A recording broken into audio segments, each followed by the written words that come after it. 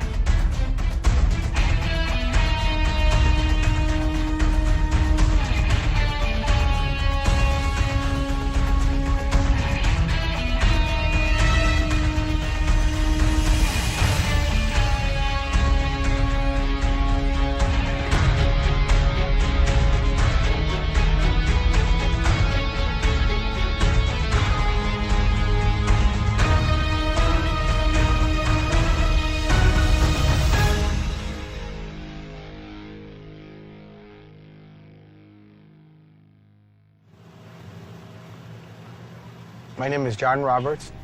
I was born in New York. I lost my father when I was 9, my mother when I was 13.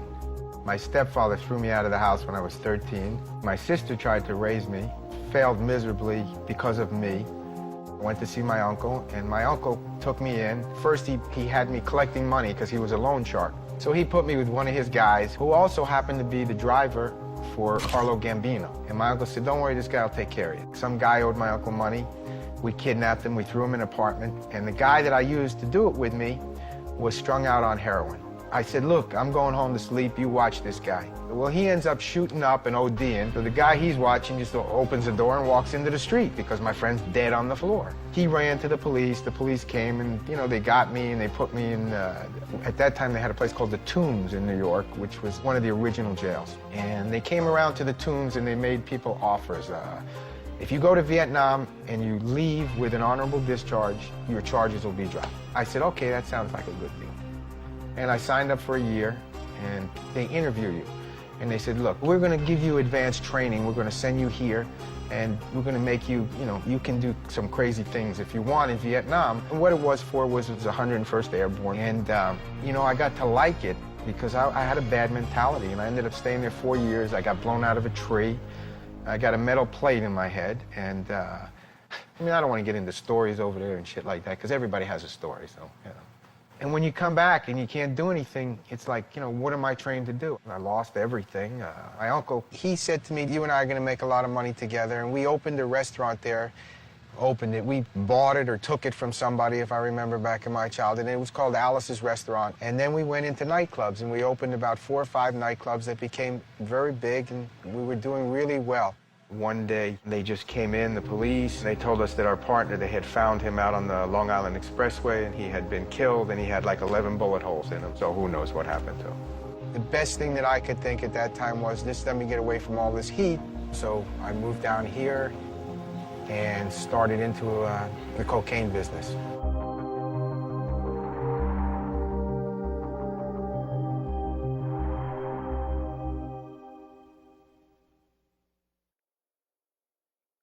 I think there's something about the location here. It's at the end of the map, the bottom of the map, the jumping off place.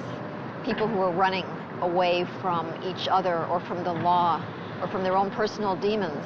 Eventually, if they run long enough, they come here.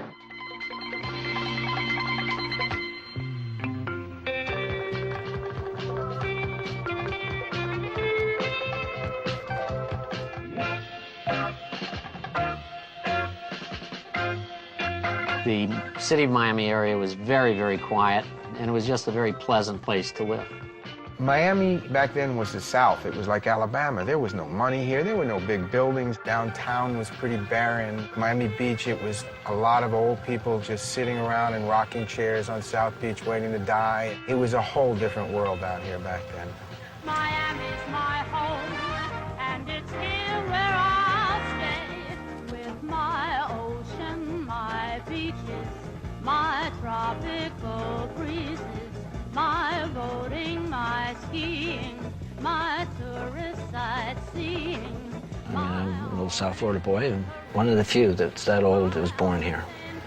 I was in the import business, doing some exporting, but mostly importing.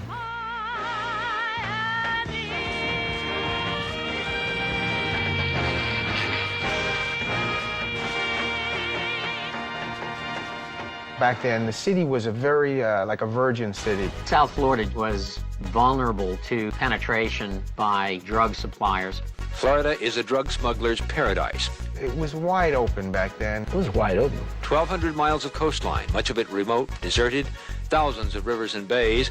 Nobody even knows how many islands offshore. The pirates operated here in the 1700s. During the Civil War, gun runners would run the Union blockade in from the Bahamas. Rum runners used the same technique. This city has always had something coming in. In the 1960s, this was a jumping-off place for soldiers of fortune who ran commando raids into Cuba. Several dozen miles southwest of Miami is a military training camp located on 40 miles of Everglades swampland for Cuban refugees who are planning to return to the island to fight. These guys had been trained by the CIA, had gone into the fishing industry, and they were making a very good living. The change in 1975 was precipitated by a lobster. There was a law change in the Bahamas which prohibited Cuban exiles based in Miami from fishing in Bahamian waters for the spiny lobster. It put out of work a tremendous amount of fishermen. Ovidio Perez sold his gold watch and ring last week to feed his 2 children. He expects the bank to foreclose on this boat before month's end. Francisco Gatto's boat is taking on water from lack of use. He says it might sink before his next payment. More than 1,000 other lobster fishermen, the majority of them Cuban exiles, have not left these docks in 6 weeks. They had their boats, they had their knowledge, they had their training. That's when we started seeing the mother lode method of transporting marijuana. The fishermen were acting as intermediaries, and the go-fast boats were bringing them into the coast. And at that time, everybody in Florida was smuggling pot in. When you could drive in with a boat, stacked up, pull up to the dock and unload it, nobody said a thing. There was no defense of the border to speak of. There are thousands of fishing boats in this area, hundreds of thousands of pleasure boats, many of them capable of the run to the Bahamas or to a mothership on a marijuana delivery cruise out in the Gulf Stream.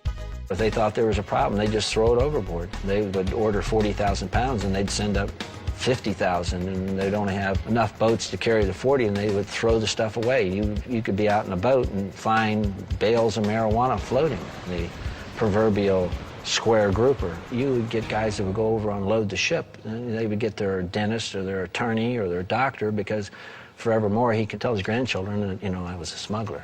South Florida has become the drug smuggling capital of the United States.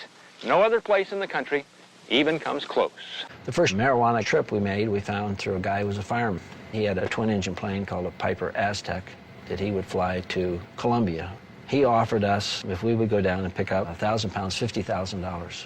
Really wasn't thrilled about the amount of money it was, but I said, well, at least it gets a foot in the door. And we did it.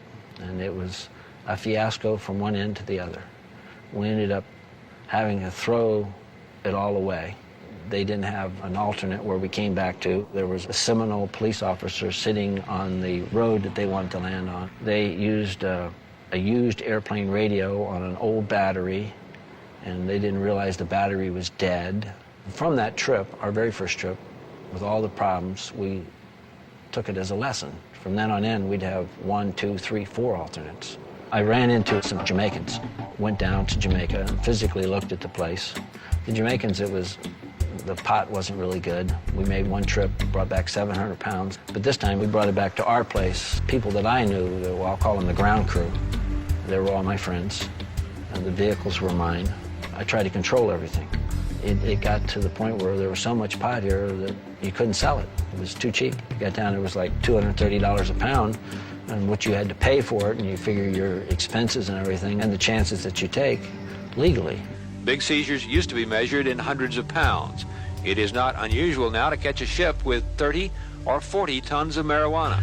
For the same amount of money that you would make on 40,000 pounds, you could bring 1,000 pounds of cocaine and make the same amount, if not more. When they were sending like all this pot, they would send a few kilos of coke. As for marijuana, the police might be able to stop it. But as for cocaine, the police have no real answers. In the beginning, it was very small. Because it was so expensive. And they would bring them in a suitcase. In the last year, cocaine seizures have doubled. More than a quarter of all cocaine seizures in the United States were at Miami International Airport. While we were filming a routine day, agents got another one. 5 pounds of pure cocaine were hidden in the bag. U.S. Customs said the seizure was worth more than $1 million. When I first came down here, I really had no idea what I was going to do, and I worked with a guy training dogs, agitating the dogs and letting the dogs hit a sleeve and bite me. And doing that, I met a Cuban man out in Hialeah who became very notorious, very famous down here, and his name was Albert San Pedro. He was in the drug business. It was obvious. I got him a really bad dog. His name was Sarge. He was a German Shepherd. This dog was crazy. I mean, absolutely nuts. And his stash was under the doghouse on the side of the house. He would lift the doghouse up, and he had a cement pad, and in the cement pad he had a safe, and this dog would sleep on this stash day and night, and this was his way of stashing it. Eventually, he was my main supplier. He would front me $1/4 pound, and he would give me like 3 or 4 days, and then I would go and bring him the money back. Shortly after midnight, Hialeah businessman Alberto San Pedro was arrested again at his palatial home. So far, he stands accused of conspiracy to commit murder, drug dealing, and corruption. San Pedro brags he controls the majority of the Dade County Commission, its mayor, and no less than 15 judges. No mention was made by any of the council members or Mayor Raul Martinez of the San Pedro affair. There is no organized crime group that's going to challenge the Cubans. In Miami, the Colombian drug organizations stepped into that market. Worried Colombian authorities say they are now seeing increased coca planting as Colombian traffickers try to take over all phases of cocaine production. It was very clear to us that the Colombians were already getting involved in the distribution area here in the States. The Colombians realized that they were giving up a large portion of the profit to people they really didn't have to give it up from. They didn't need the Cuban as a middleman. And they just bypassed the Cubans completely. That toehold is what sprouted into the crazy 1980s here in Miami. These people didn't have a pilot or plane. Asked if we'd be interested, and I'm trying to be really, really, really careful. You have to be careful of who you meet, who you talk to. You might be the police officer on undercover, because that's starting to roll at that time. We set up an appointment to meet these people, and what I did was I bought the most expensive portable tape recorder I could find, and I went to a bunch of different locations. What I found was the best place of all was a bowling alley. I mean, the noise, the people, the clanging. The reason I'm doing this is if I'm meeting somebody and they're trying to record our conversation, I want to make sure there wasn't going to be much recorded. When we got to the place, I had 3 of my friends outside. We all have radios. There was no cell phones at that time. There were, but they were like this big. When we came out from after the meeting, I told them that we'd have to make a decision. We'd get back to them. And I had my friends follow the people home just to make sure that they didn't go back to the DEA building, the FBI building, the U.S. Customs, or whatever. And then we sat on them for 3 days to make sure that they were who they said they were. These people turned out to be Rafa and the Max.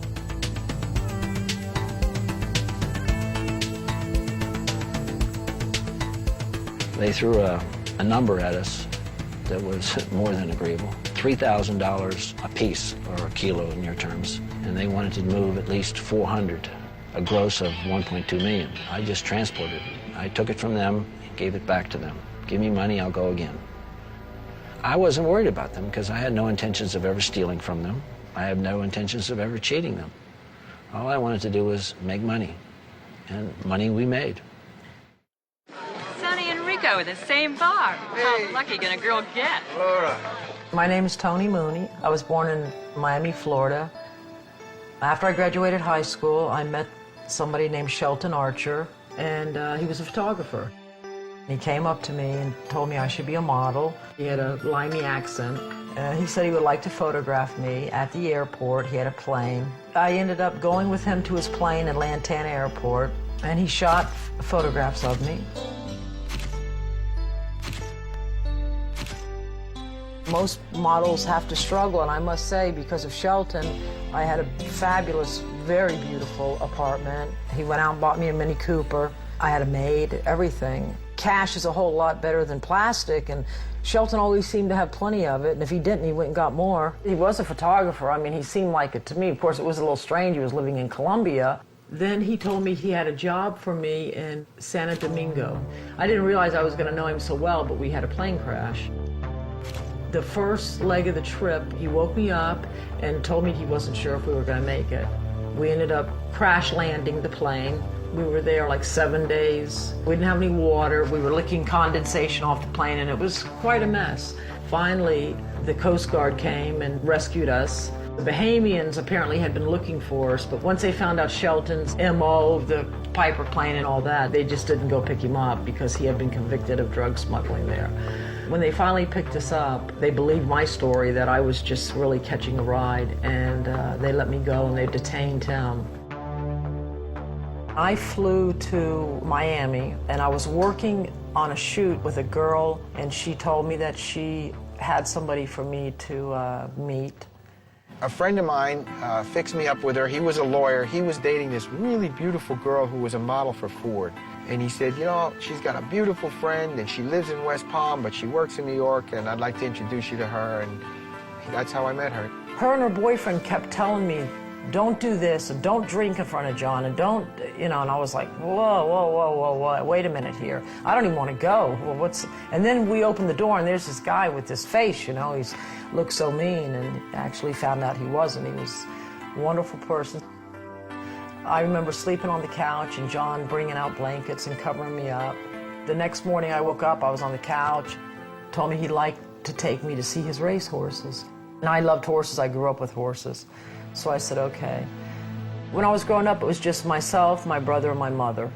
And John really put our family together in our eyes, and we really adored him. I mean, there wasn't anything he could do wrong. It's like a dream, you know, you could have anything you wanted. John made everything all right. He was a pretty magnanimous person back then. Everything was hunky-dory at home, and everybody was happy, but then things changed when he met Shelton. I was selling at that time. The Cubans didn't have big supplies, so I had to search out other people. This girl who I happened to be seeing knew an English guy who was a pilot for these people from Medellin. So she introduced me to him, and he said, well, I'm going to hook you up. I can take you to these Colombians that I know, and this guy can give you whatever you want. And I'd heard stories like that many times, so I just said, sure, whenever you're ready, let me know. And we drove to Sunny Isles, Florida. And we go into this house. There was about 5 or 6 Colombians there, all like loaded to bear. When I say loaded, they were strapped. They had pistols, machine guns, and they were all standing around. And at that point, I realized this, you know, this guy's serious. This is for real. I meet this little guy. He can't be more than 5'4", 5'5", and he introduces himself, and he says, my name is Rafa. And he's telling me, you know, I'll give you whatever you want, man. And if you got some money, I'll front you twice the amount of money that you come with. And I said, well, you know, show me something. He takes me in this back room, he pushes a button, and a whole wall opens up like this, and I had never seen so much cocaine in my entire life, just sitting behind this wall. I said, okay, I guess you can help me, man. I said, give me a day, and I'll put together the money, and, you know, I'll be back. The next day I came, he had an American guy there, and he introduced this American, and he said, this is my compadre. You know, I'm not in town a lot, but whatever it is you need, this is the man, he'll take care of you, and don't worry about it. He's 100%. And the man he introduced me to happened to be this man, Max Mermelstein. John introduced me to Max. I thought they were going to open a shoe store together or some story like that. Rafi came to trust Max because Max was married to a Colombian woman. She was the cousin of Pablo Escobar, the woman Max was married to. So they had a bond with Max. Max seemed like a very nice guy back then. Seemed that way, anyway. One Sunday, Max had a party out there, and I went out to his farm. The next thing I know, here comes this guy, and Max says, "This is my transportation guy. You're going to work with him." He's got like 2 ATCs, these 3-wheelers. And he says, "Max, I brought your ATCs back." And he takes them off the truck. He says, "That one runs about 90 or 100 miles an hour now, and that one over there runs around 80. So Max says, "I'm telling you, these guys, these are the shit, man. You don't have any more. This is who you'll work with." So the guy introduces himself. His name is Mickey Monday, and he's like a redneck from Florida that's been here his whole life. I want to say I didn't like him. First time I meet Johnny, he's driving this black Mercedes 2-door that's got drug dealer written all over it. He just looked like somebody that I don't want to have anything to do with. Mickey was okay. He had a big race boat. He was involved in racing. You remember the show MacGyver? That's this guy. He could do stuff that just was incredible. And Max had me working with these guys, and he sent me to Colombia. Medellin, Colombia. Right now, there is little or no cocaine enforcement activity here. This city only has a population of about 50,000, yet there are about 50 airplanes parked at this airport. The dealers control much of the countryside. This town is completely dedicated to narcotics. Rafa would introduce me to the people he was working with. We met, you might say, the elite of the drug business from Colombia. And it would be the Ochoas. Here lives a man believed to be one of the most powerful cocaine traffickers in the world. Fabio Ochoa. This is his ranch, and he is treated as a hero here. They were a huge name in Colombia. There was no secret about them. Fabio Ochoa is considered by many as a godfather of the business. Some intelligence officials charge that you and the members of your family are the biggest cocaine traffickers in the world. Yo no sé de que hablen mentiras y cosas. I know nothing of lies being told. This doesn't interest me. I am well known by all the horse breeders in the world. My life has been honorable, and I can tip my hat. This was Pablo Escobar. Mr. Escobar, by any measure, has to be considered the John Dillinger of the cocaine trade in Colombia. This is Carlos Lader. Carlos Lader is wanted by U.S. authorities for drug trafficking. He stated cocaine was the atomic bomb and he was going to drop it on America. The cocaine traffickers have more power and money than the government. They make it sound like they had, an office the size of this with computers and they got 40 secretaries. It's just a bunch of bums down there. Most of these Colombians came from really poor families. And when everybody in this country got into cocaine, it was just like they struck gold. The Beverly Hillbillies, that's basically what it was. The Colombians have farms, fincas they call them there, just filled with cocaine down there because they just kept producing it. They call this the Valley of Orchids. Flowers are a principal export. So is cocaine. More than 20 tons a year. For this valley is the cocaine capital of the world. And it was a whole process. It was like a factory working. Campesinos, peasant farmers, support their families by processing the leaves into coca paste. It was a matter of survival. I mean, there were no other crops that would grow in that environment, and at that altitude, in those mountains. The farmer lives off the coca plant, and without it, there is no point in living. Without coca, we would have to die. The coca paste is then taken to processing labs to be made into cocaine. One popular route is this one, along the Amazon River. And in going down the river in a longboat, the guys in the boat would stand up and they would hold the bags of cocaine, and I remember them shouting, "Coca Roca," and, showing it off right there. This is what we have. There are just too many coca fields, too much money, and too many traffickers. At first, I thought it was all their stuff. But once you get to the point where you're unpackaging it, they're all marked different. It didn't all belong to somebody. Maybe 50 belonged to this guy, and 10 to that guy, 5 to this guy. They would all pool their stuff and send it up. Going down the freight yard, when you get the train full, then you leave, That's what they were doing. The ships and planes that smuggle it in come to Miami, and then the coke spreads all over the eastern United States. We bought some property in Lakeland, built 2 runways there, put up a couple barns that were really hangars. They looked like barns. But when you'd open up the hayloft door, you would see that it was shaped to the tail of an airplane. I would use a 5, 6, 8-year-old family car. And we would load 300 pieces, and we would put air shocks on a car so that the car wouldn't fall to the ground. And we would use a tow truck to tow the vehicle back. They would bring them into Miami. I personally like to go when there's a big moon up. I call them a smuggler's moon. The moon's sitting right there, and it's real big, because we landed with no lights. There was a night looking at an alternate where I watched some guys come in off Route 27. They didn't know I'm there. I'm listening to everything they say. I have night scopes and goggles. I'm watching. I could have been the man. And they came in, and it was a ball of fire. I thought it was like an atomic bomb. I've never seen a flash. If you took a flash camera and went right up to your face and would click, it would not have been as bright. It blinded me because the night scope blooms, and the guys on the radio, oh my God, they're dying, they're dead, and then boom, right in front of me. It was one of these things. It was an Avo. They didn't know they'd put the power wire up since the last time they'd been out there. He hit it with the top of the nose, went over the top of the airplane, took all the antennas off, and chopped the tail right off. And his friends all hauled ass. And so did he. And left a little thing in the plane that I took. A whole lot of little things. It was a rather worthwhile night, and all I did was go out there to look for an alternate. Mickey's operation was a very sound, very good operation, although it was limited. They wanted us to go more often, bigger airplane or something. And that's when we purchased a Cessna Conquest. We paid $980,000 for it. In cash. How do you like that? You can try that one today. We'd made one trip with it.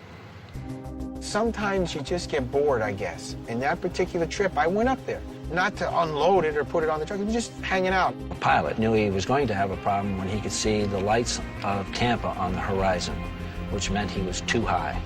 If he could see the lights of Tampa, that meant that they could see him with radar. Next thing I know, wham, these cars start flying by, police cars. And here comes a chase plane. First they were chasing him with the military airplanes. Here come my guys who had the cars up there flying into the restaurant. What's up, what's up? We gotta get out of here, we gotta get out of here. And the military realized that it wasn't a threat. And by then they'd called in the U.S. Customs. Cops are everywhere, all over this stuff. Everybody's going to go out the door. You don't throw nothing away. You throw everything away. First the co-pilot would go out. 15, 20 minutes later, the pilot would go out and would leave the plane on autopilot and give it to the Bermuda Triangle. And nobody believed that I lost the load. And I said, I lost it, man. These guys will tell you I lost it. And they said, well, why isn't it in the paper? Show us the article in the paper, you know what I mean? When it first happened, of course, there's nothing in the newspaper. And you needed to bring them proof, but I couldn't prove it. I had no way to prove it. Man, they came flying to my house with machine guns and cruiser killers. I remember my brother and I were out on the porch, and these two guys drove up. Rafa came. They get out of the car with guns. You fucked us. You took our load. And of course, me, I go right over and get in his face and start screaming off my property, blah, blah, blah. Colombians were actually afraid of this woman. Next thing I know, John comes out of the house. My brother comes out of the house, and they both have weapons drawn and standing there with a laser shotgun. And she didn't give a shit who came. Rafa could bring 6, 7 guys, and she was a big girl, and Rafa was only like 5'5", and she was looking down at him, screaming and screaming. Of course, there I am screaming. You ain't coming in my house today. But it looked like they were going to have a gun battle right there. What are you, crazy? For this amount? Why would I take your load? I could have ripped them off, but I didn't do it. Are you nuts? I'm working tomorrow. We're doing 1,000 tomorrow. Why wouldn't I take you 1,000? 500 kilos compared to what I'm bringing every week. It just wasn't worth it. It wasn't until the next day, and then I started reading about all this stuff being found. And that's the proof of the paper, because when you hand them the article, 480 kilos busted in Yeehaw Junction. And of course, they realized that we weren't stealing it. Okay, here's my 480 kilos. If we have to get rid of it, it's not our problem, it's your problem. But without the paper, you had no proof. Unfortunately, I mean, we lost $1 million airplane, and they lost whatever it cost them for their product, so they write it off. And we wrote it off, too. Rafa was crazy like that, and I guess it was because he did so much coke, he would get paranoid. He was just a little guy that was kind of crazy. You know, you had to be a little leery of him because he would get high. He'd smoke the shit. He would take like half of the tobacco of the cigarette, put cocaine in it, a little tobacco back in, and smoke it. One time, a trip was on for Saturday, and some kind of problem had come up, and I needed one more day. Max was out of town, so I get to Max's house, and I go into the dining room. Ralph was there, sitting at the head of the dining room table. I thought it was marijuana, but it turned out not to be. A circle about this big and about that high, and he's using like a credit card or something to keep it, you know, in shape. What it is the tobacco from a cigarette. There's been so many cigarettes that he actually has a pile of tobacco this big.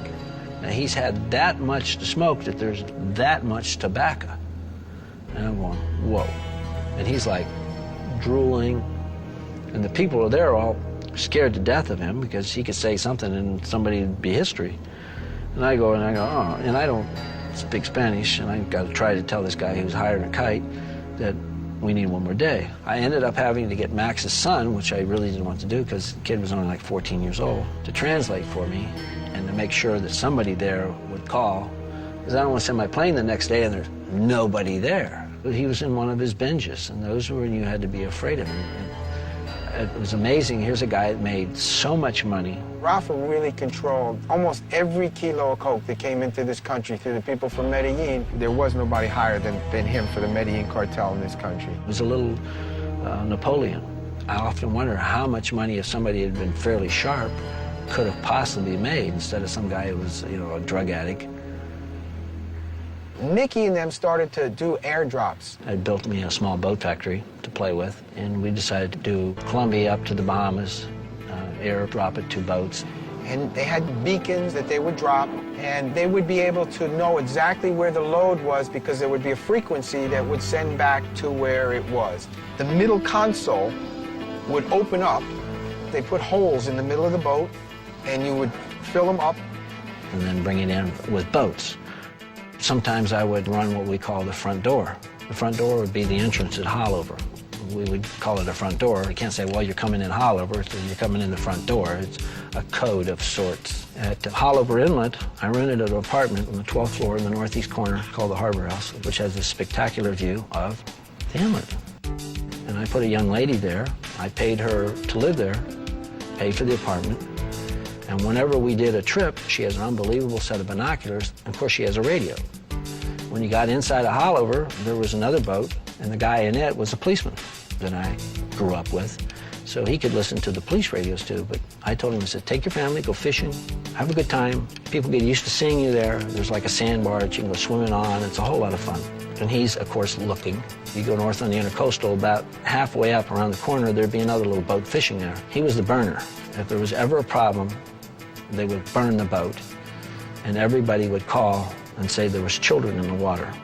The police have this thing, something like that, they drop everything, and this is an emergency, and that would suck anything if we thought there was a problem. Unfortunately, never had to use this guy. Never had a problem. From there, we would go on up to the entrance to Mall Lake Marina, which is about a quarter mile north of there. On the corner is another friend of mine who had a tire store.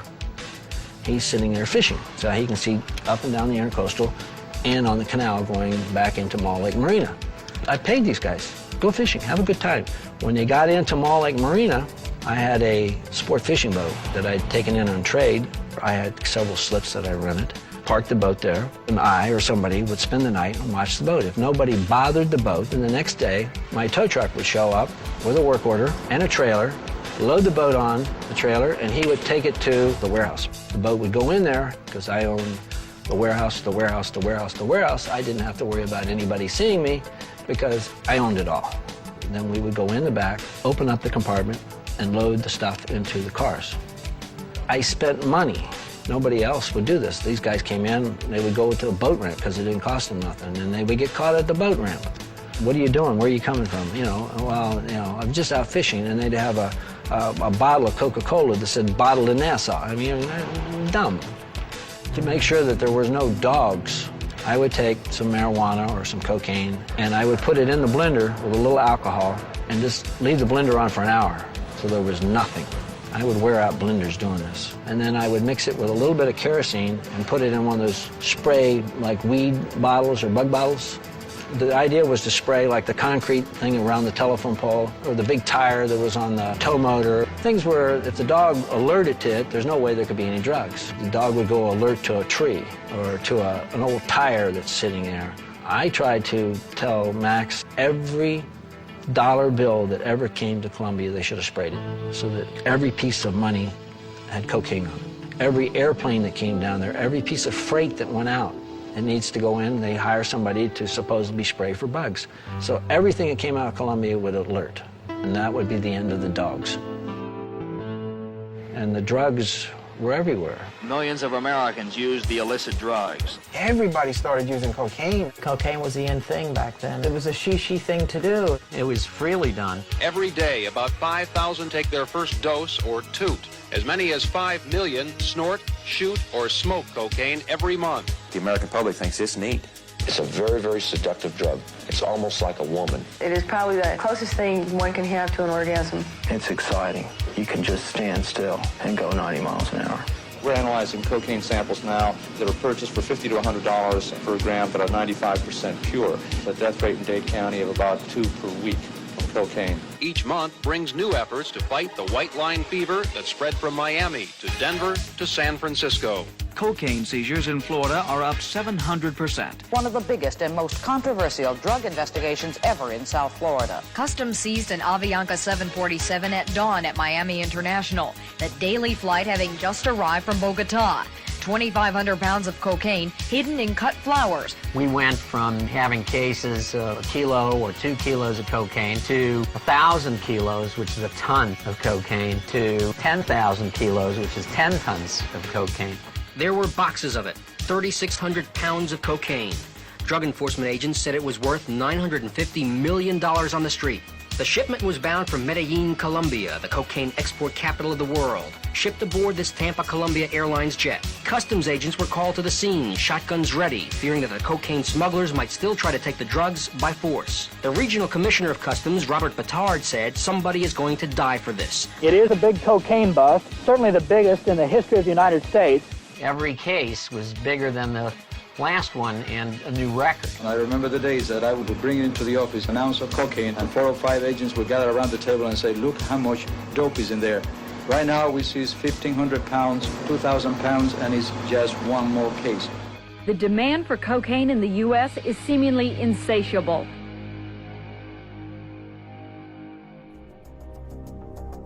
When I first arrived here, we had businesses like T-shirt shops on the beach where you could buy suntan oil or little stuffed alligators. Then suddenly, Mayer's Jewelers becomes the largest seller of Rolexes on earth. The economy skyrocketed. Now that's very, very hard to understand on any basis, except that you have this enormous inflow from Colombia of drugs that are paid for and wholesaled in the Miami area. They call it dirty money, and there's plenty of it in the drug business. It's what that cocaine money is buying besides drugs that is having the most impact on South Florida. People went out and partied. That spawned a huge nightlife industry. The women wore phenomenal clothes, and there were some really awesome nightclubs. With cocaine, you have unlimited hours for partying. So we had some incredible nightclubs built inside hotels. The full-service 48-hour package. The Jockey Club, Turnberry, the Palm Bay Club, the Cricket Club. You'd walk into the clubs and you'd see people with diamond rings, Rolexes, multiple bottles of $500 wines and champagnes at the tables. We would be outrageous, you know, who cared? You know what I mean? Like, you do anything you want to do. For example, if we wanted to go to dinner, at that time the Forge was the best restaurant here. I used to play jokes, like there'd be a guy at another table and I'd see him drinking a bottle of champagne and maybe he didn't have Dom or maybe he had something else. I'd send him the most expensive bottle of champagne and tell the waiter, go bring him this bottle of champagne. These guys would be looking around like, where's the champagne coming from? And I'd do it to 2 or 3 different tables, you know, it was like, who cared? It was $1,000 or something, and all these guys were like, what the hell's going on here? How is this guy over here sending all this shit around? But the best of all clubs was definitely the Mutiny in Coconut Grove. It catered almost exclusively to the drug traffic. If you were a prostitute, you were in prostitute heaven at the Mutiny. There's nothing wrong with chasing young women. It was like sailors coming into port, except instead of just shore money, these sailors had $50,000, $100,000 in their pockets at all times. They didn't believe in credit cards. They were turning over 200 rooms in 5-hour increments, 24 hours a day, multiple visits every day by the Miami Police Department. Of course, there weren't a lot of arrests. The most frightening part of the cocaine dilemma that we have, the amount of that illegal money, those billions of dollars in profits that are being channeled into legitimate businesses. Civic leaders openly recognize the community has a fix, if you will, on the legitimate goods and services that cash from the drug industry is buying. Oh yeah, I'd love to go shopping. The most shopping I did was at Keeneland's. I bought racehorses. My biggest thing was the horses. Instead of dropping 10, 20,000 shopping, we dropped 100,000 on a horse. I had 40, 50 horses at a time, racehorses. You know what they cost a month to feed? 50,000 a month just for the horses, just to feed them. Forget about the guys that took care of them. I remember my first time I went to Keeneland's. We took a Learjet up there, my girlfriend and I. John said he was going to get my credit okay there. Tony, no problem. You're John's girl. Whatever you want, will $1 million be okay? And I was like, Okay. And, if you wanted to send your kid to college, no one cared if you paid cash. There wasn't a problem with spending cash. There are other signs of changes. Buyers are putting more cash down on a car, and they notice payment is more likely to be in cash now instead of by credit card. I had a turbo Porsche. I had a Mercedes back then. The 6.9 was the hot car. You know the old Mercedes, the Go-Ins, where the doors open in the air? I put $200,000 into that car and never drove it one day. I had 3 cigarettes hanging in the backyard, 2 cougars. I had mountain lions living in my house. And I had a full-time carpenter. I had a full-time mechanic for my boats. I had a mechanic for my helicopter. I had a pilot to fly the helicopter. And I used to gamble. I would sit on a weekend and I'd bet $100,000 on a football game. And I had a guy who used to come every Monday to my house, and he'd know if I won or lost, because his job was to go around the house and see what was broken, the walls, the TVs, and just fix everything. And that was all he'd do. It didn't matter, though. It was never like, uh-oh, I don't have enough money to buy this. Well, how could that be? It is estimated that more than $80 billion filters through the underground economy each year, money the IRS might never see. Look at the homes. Look at the yachts. Look at the cars. Look at the jewelry sales. And I think you'll find that Scarface is not a myth at all. In the old days, when Jesse James would rob a bank in Oklahoma, he'd get on his horse and ride to Kansas and stay there for 8 years. But not here. Here, somebody made a score, get a Rolex, buy a Ferrari, build a big house. I had a house, and it must have been worth $500,000 back then. The property was very beautiful. I think I had 10 acres. Automatic gates. 5 acres was unbuilt on. The other 5 was where the house was. One side a guest house, one side a maid's quarters. We put in a huge waterfall. And then I found the security guy, and he came out and he decided to put cameras. Little bird houses with cameras on every inch of the property. And then he said, well, we can even go a step further. In each corner of the house, I had tear gas launchers. There were holes in the house, and you could shoot, it would shoot out into the cars from each corner of the house. And I had like a remote control. You push the button and all the powder goes all over the whole yard. And I remember when we tested the first one, it sent up a cloud. It looked like Hiroshima. All my dogs and cats were sick for like a day, and it worked. Real estate is an increasingly popular way to hide money. Launderers pay cash and don't argue about the price. I started buying property all over the place. I bought property in Lion Country Safari, Wellington, Delray Beach. Tens of thousands of properties purchased by drug dealers. A couple of houses. We bought a boat company. Property where the boat shop was at. We bought apartments. Lots of warehouse space. We bought 480 acres of land up in Tampa. A great deal of real estate. If you were to go and buy $1 million worth of land in some remote county in Florida, nobody at Internal Revenue would receive any report that you made this transaction. We bought one other building so we could make it a radio room. Drug dealers would come in and buy 8, 10, 15 houses. One place in South Miami, I owned practically the whole neighborhood. I had $24 million in real estate. Not only are millions of Americans addicted to drugs, many banks are addicted to drug money. Cocaine trafficking and the money, almost ruined any morality in this community. When you're dealing with hundreds of millions of dollars, it's hard to keep the government from noticing. So drug profiteers need to find a way to turn their dirty money into clean, non-traceable dollars. It's called money laundering. There are various estimates about the amount of money being laundered through Florida, and right now we could say there's probably over $20 billion being utilized in the Florida banks as illegal drug money. Have you ever seen a city with so many banks? You're going to tell me there's that kind of industry and business in this city? Please. Come on. Banks popped up almost overnight along a stretch of road named Brickell Avenue. Drug traffickers in the Miami area try to set up their own banks. You usually need a cooperative bank officer willing to take a bribe. Southeast First National, biggest in the state. A number of branch employees are suspected of taking bribes to help drug dealers. In South Florida, it was no problem because bankers were a dime a dozen. Bank presidents were in rooms for days counting currency. There's 6, and this makes 1,000, right? And taking a vig off the top. We created the market of banks charging 5% to convert cash into deposits. I don't believe that has ever happened anywhere in this country before, and probably nowhere on earth. According to charges filed by the U.S. Attorney's Office, the gang deposited $70 million in the Landmark First National Bank. Landmark Bank employee Dolores Aaron is accused of helping the drug dealers hide the money in special accounts. 2 other bank employees were implicated in the scheme. Of the $70 million allegedly put into the bank, Only $6,000 has been recovered by the government. Agents say this is a big case, but they also say it is just a drop in the bucket when compared to all the other drug money schemes they suspect are underway in South Florida. Miami has become the Wall Street of the cocaine trade. The Federal Reserve Bank of Miami had a cash excess of $4.5 billion and literally no place to store it. It had to be distributed to other banks across the country. Cash is still being shipped out weekly. But the surplus cash in the Miami area constitutes half of all the cash, surplus cash in the entire country. Even the law itself has been compromised by the incredible profits. Everybody had a price. You can't have major operations like this without the corruption of the police. I happen to know this lieutenant that worked in North Bay Village. Approached him one day and I said, listen, I want to unload some boats behind the North Bay Village Police Department. You think we got any problem doing that? He was wide open to the idea. He even went to the point where he said, I'll tell you what, we'll have 2 patrol cars and we'll throw it in the back of the patrol cars and drive it wherever you want. He got 2 or 3 guys in the police department. They put up crime scene tapes. We'd have trucks backed up to the water there and they'd throw the shit in. See you later, man. They just wave goodbye. 2 North Bay Village sergeants and a corporal, Officer of the Year Sergeant William Risk, Sergeant Fernando Gandon, and Corporal George Steph-Alaris face drug conspiracy charges.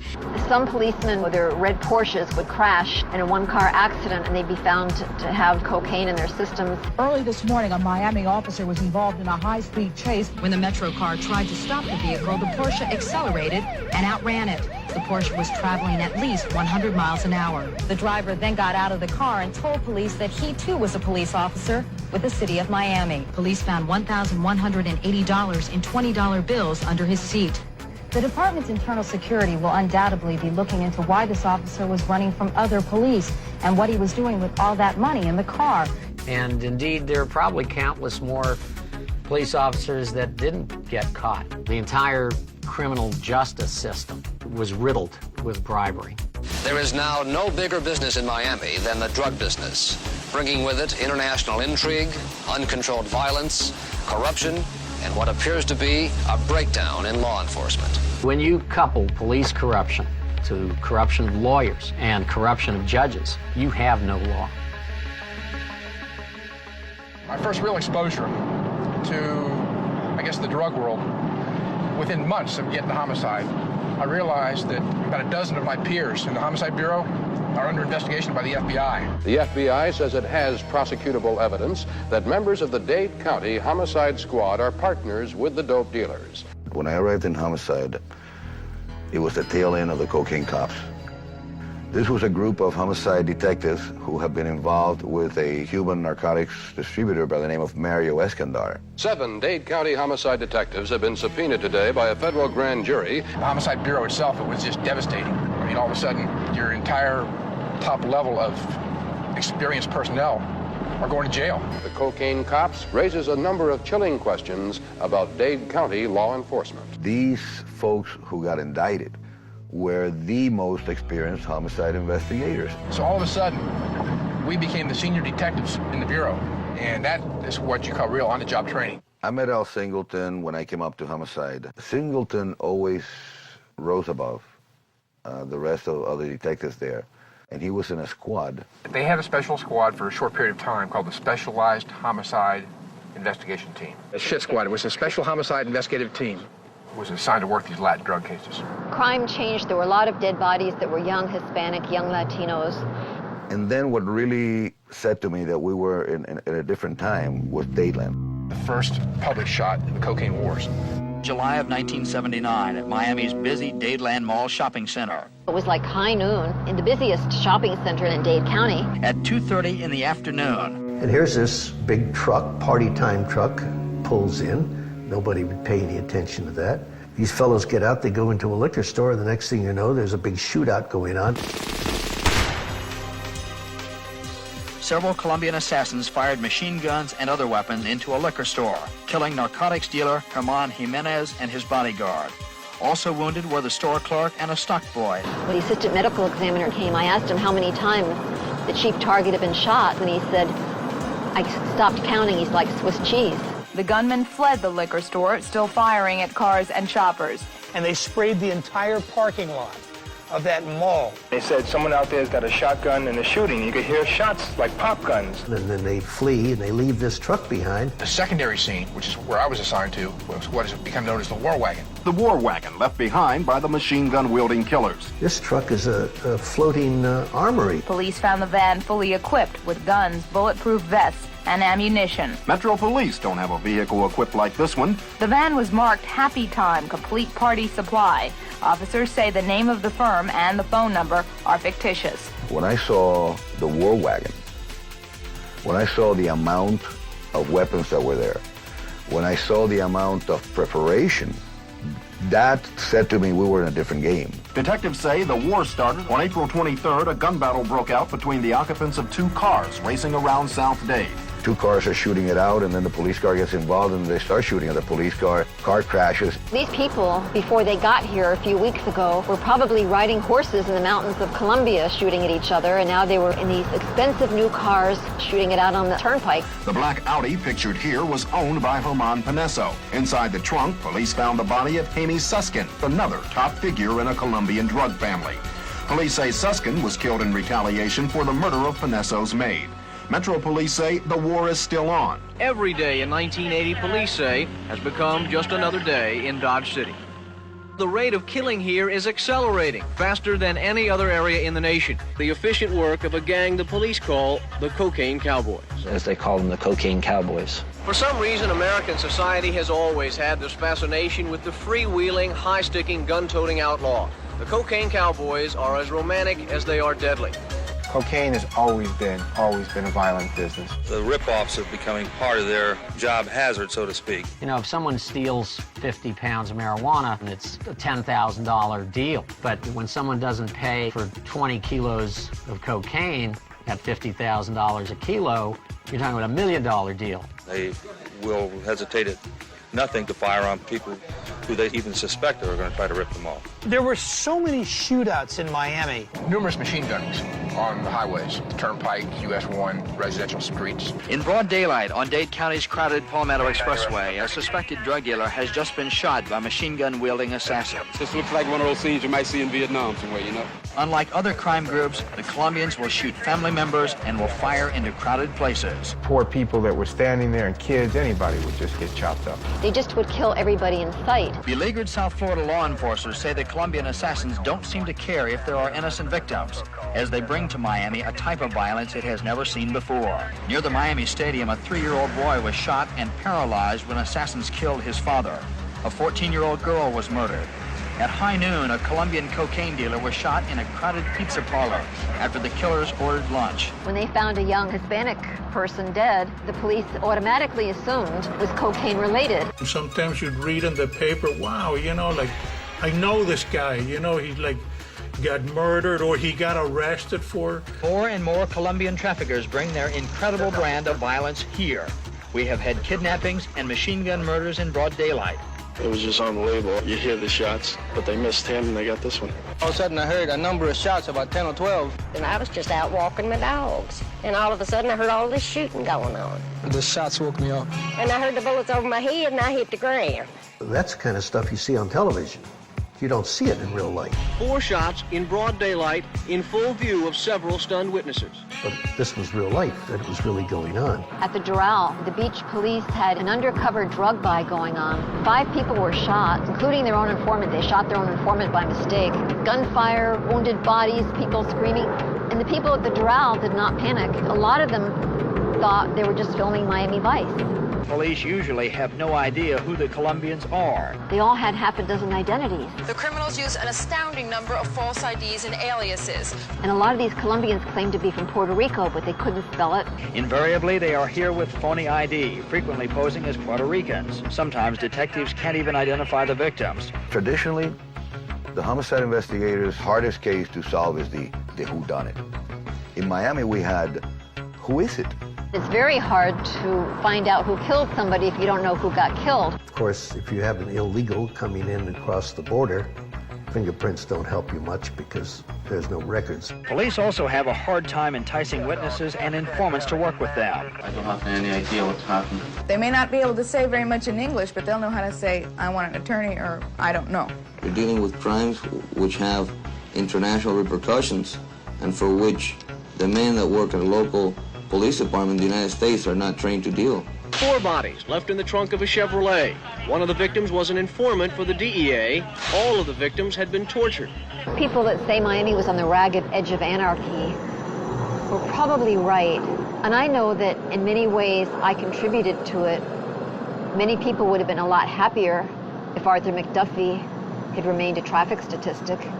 He was a black insurance man named Arthur McDuffie, and he died after an altercation with Metro-Dade police. The officers involved were charged with the cover-up of the incident, only to be found not guilty.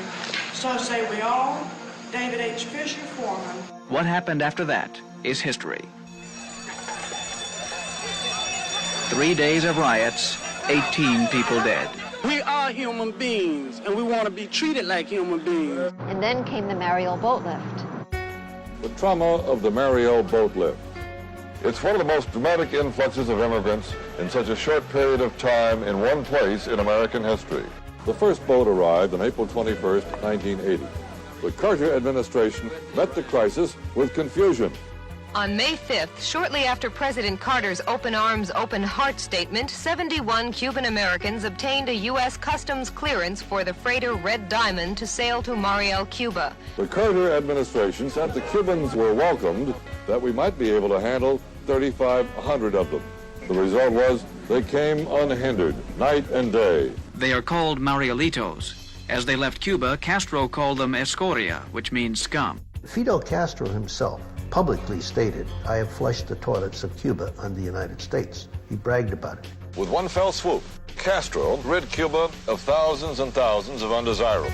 For all of the decent, hardworking refugees who came here to make new lives, there were also the deadliest, most ruthless criminals that had ever been unleashed on any country in the world. There are among those people murderers, rapists, child molesters, dangerous individuals. We first noticed it with their shoes, the kind issued by Cuban prisons.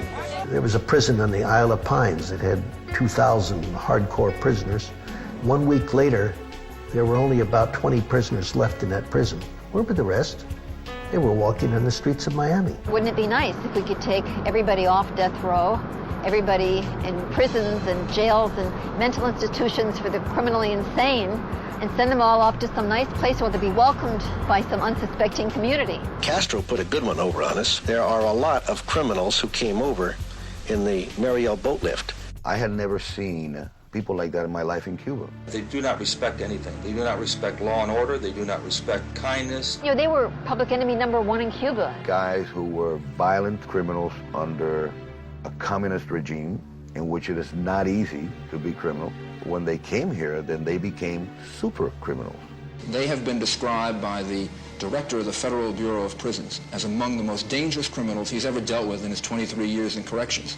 We're dealing with a serious problem here. And consequently, our homicide rate doubled that year. I knew we were in deep trouble. When the refugees were pouring in, the crime rate shot up 89%. The crime rate soared. Women were being snatched off the street, raped and murdered. In 1978, the city had 15 reported rapes, but in the first 7 months of this year, the figure has reached 59. 90% of the persons arrested in those cases were refugees. Murder remains the #1 cause of death among Mariel refugees. It amounts to roughly about 48% of our homicides. People were being gunned down in bars just to see who was more macho. 2 men argued over a lawnmower repair job, and in the classic Wild West Matt Dillon tradition, one man challenged the other to a gun draw. Cars were careening through the streets looking for the hospital because they had 2 or 3 wounded people in the back seat. Mrs. Louise Thompson lost her 17-year-old son Michael as he refused to give a stranger the end of his cigarette.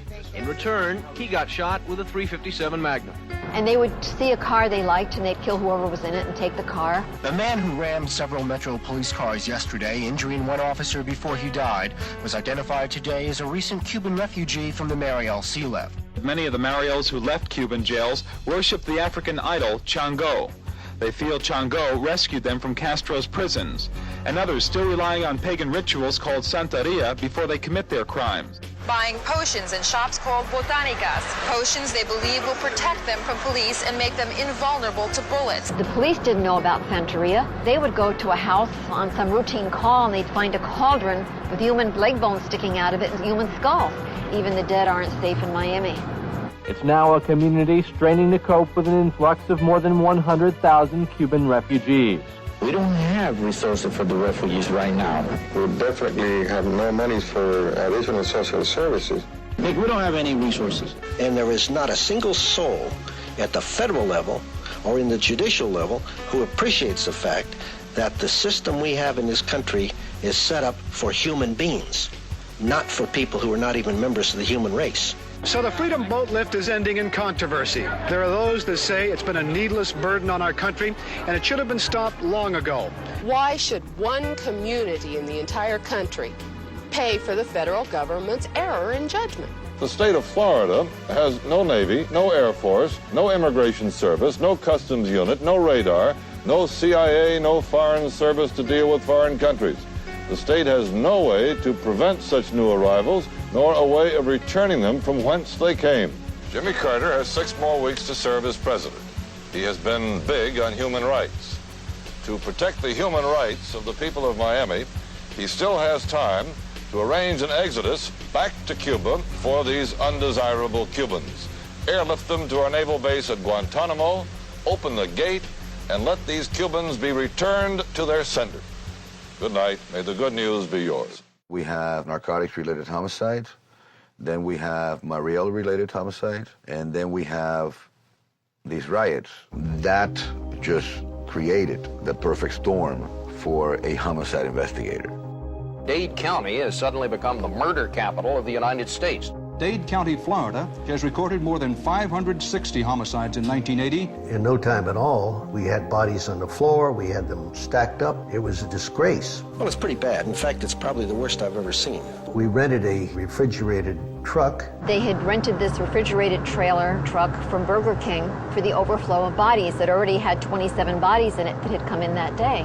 South Floridians are now buying guns and owning more guns than ever before. We had huge expansion of gun ranges. For a relatively small community, we had 60 or 70 gun ranges. I certainly never traveled anywhere in Dade County without being armed. There's no question about that. I always had a gun. I wouldn't sleep well without one. I've had a couple of the Dade County Circuit judges attend my course. One of the judges wanted a firearm under the bench. Civilians are killing as many suspected criminals as the police are. Citizens have killed 30 of the 43 felons killed in the act of a crime. For South Florida, a spiraling trend called justifiable homicide. Move or stay and fight. Is that it? Basically, right. Violence is being answered with violence. From the housewife to the businessman, cocaine cowboy, and even the attendant on the corner pumping gas, we are all living in an armed camp. It was really dangerous to be on the street. I wouldn't go out by myself at night if you paid me. Is the public adequately protected right now? No. I mean, that's obvious. We cannot control crime. How many good old-fashioned whodunits have you solved this year? Probably not more than 4. We had no success whatsoever to date closing a Colombian murder. We are totally overwhelmed, outmanned, outgunned, outfinanced, and it's just like shoving sand against the tide. Dade County's losing, Miami's losing. Right now, no question, hands down, they're definitely winning the war. We're losing the battle. I mean, we're just flat out losing. There was an article that appeared in Time magazine, Paradise Lost, about Miami. It recites the problems that plague South Florida: crime, drugs, refugees. The Paradise Lost Time cover seemed to kind of define Miami as the most violent city in the nation at the time. And it was. And as Miami got slammed by the media, tourism dried up. And everybody thought Miami's finished. The bottom line has been the scaring away of businessmen and investors. Business is bad, and as long as news stories continue to stream out of Miami about crime and refugees, it won't get any better. With all this going on in South Dade, what are the police doing about it? I wrote up the concept paper for CENTAC sometime around December of 1980. CENTAC stands for Central Tactical Unit. CENTAC which combines the efforts of the Drug Enforcement Administration, Metro Homicide, and Organized Crime Bureau units. It brought together the monies, resources of the federal government, of DEA and Customs, with the knowledge of local law enforcement and state agencies. There's a publication from DEA that brings CENTAC back to the Untouchables. The Untouchables was a CENTAC of its time. That kind of aura gave the officers in CENTAC the feeling of being elite within an elite. It was the earliest Miami police task force. Raul Diaz was the lieutenant in charge of CENTAC. When the opportunity for CENTAC came around, first I asked Al. He was a lieutenant at the time, and I worked for him. My relationship with Al was special. An outstanding homicide investigator. He's a cop's cop. He's a solid cop. And he was someone who had no idea what the hell was going out there in narcotics. He became my mentor. Best way to describe Raul is a very, very innovative investigator.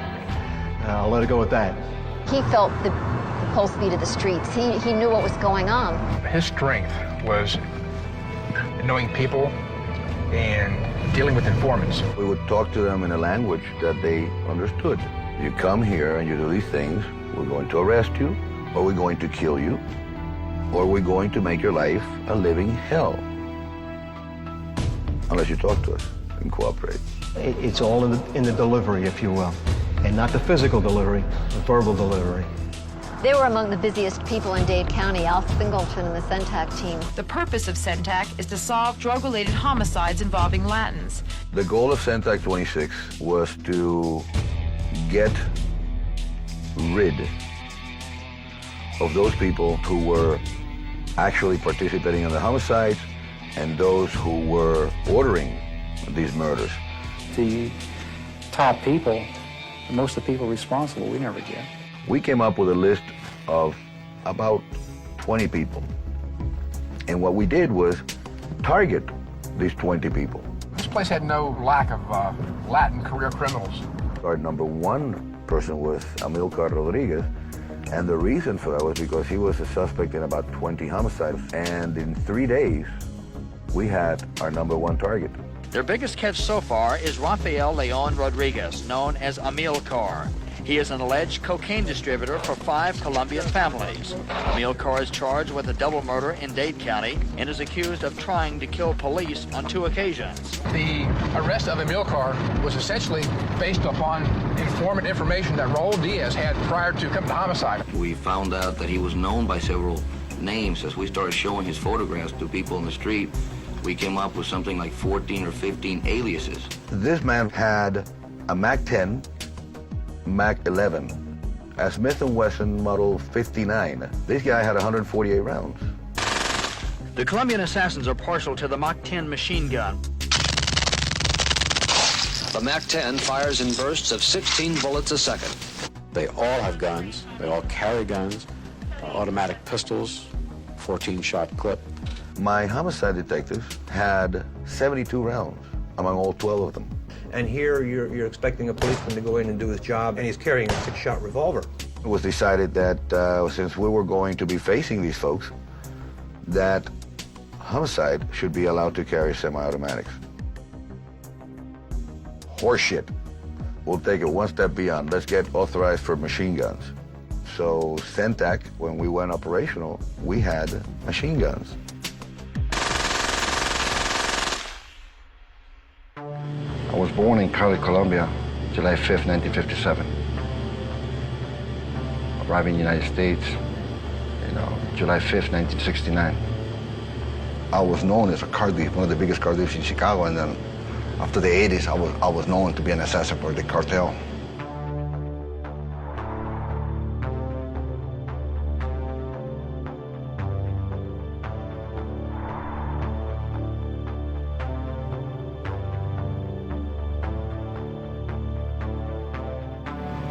Went to Chicago to live with my father.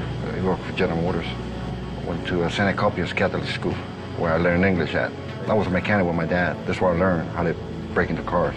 I just got with a group of guys, we started stealing cars, selling them to shop shops. Between $200 and $500 a car. We used to steal 5, 6 a night. It was 3 of us. So we're making good money, better than working for my dad. We were in the restaurant eating breakfast, and 3 Colombians came in.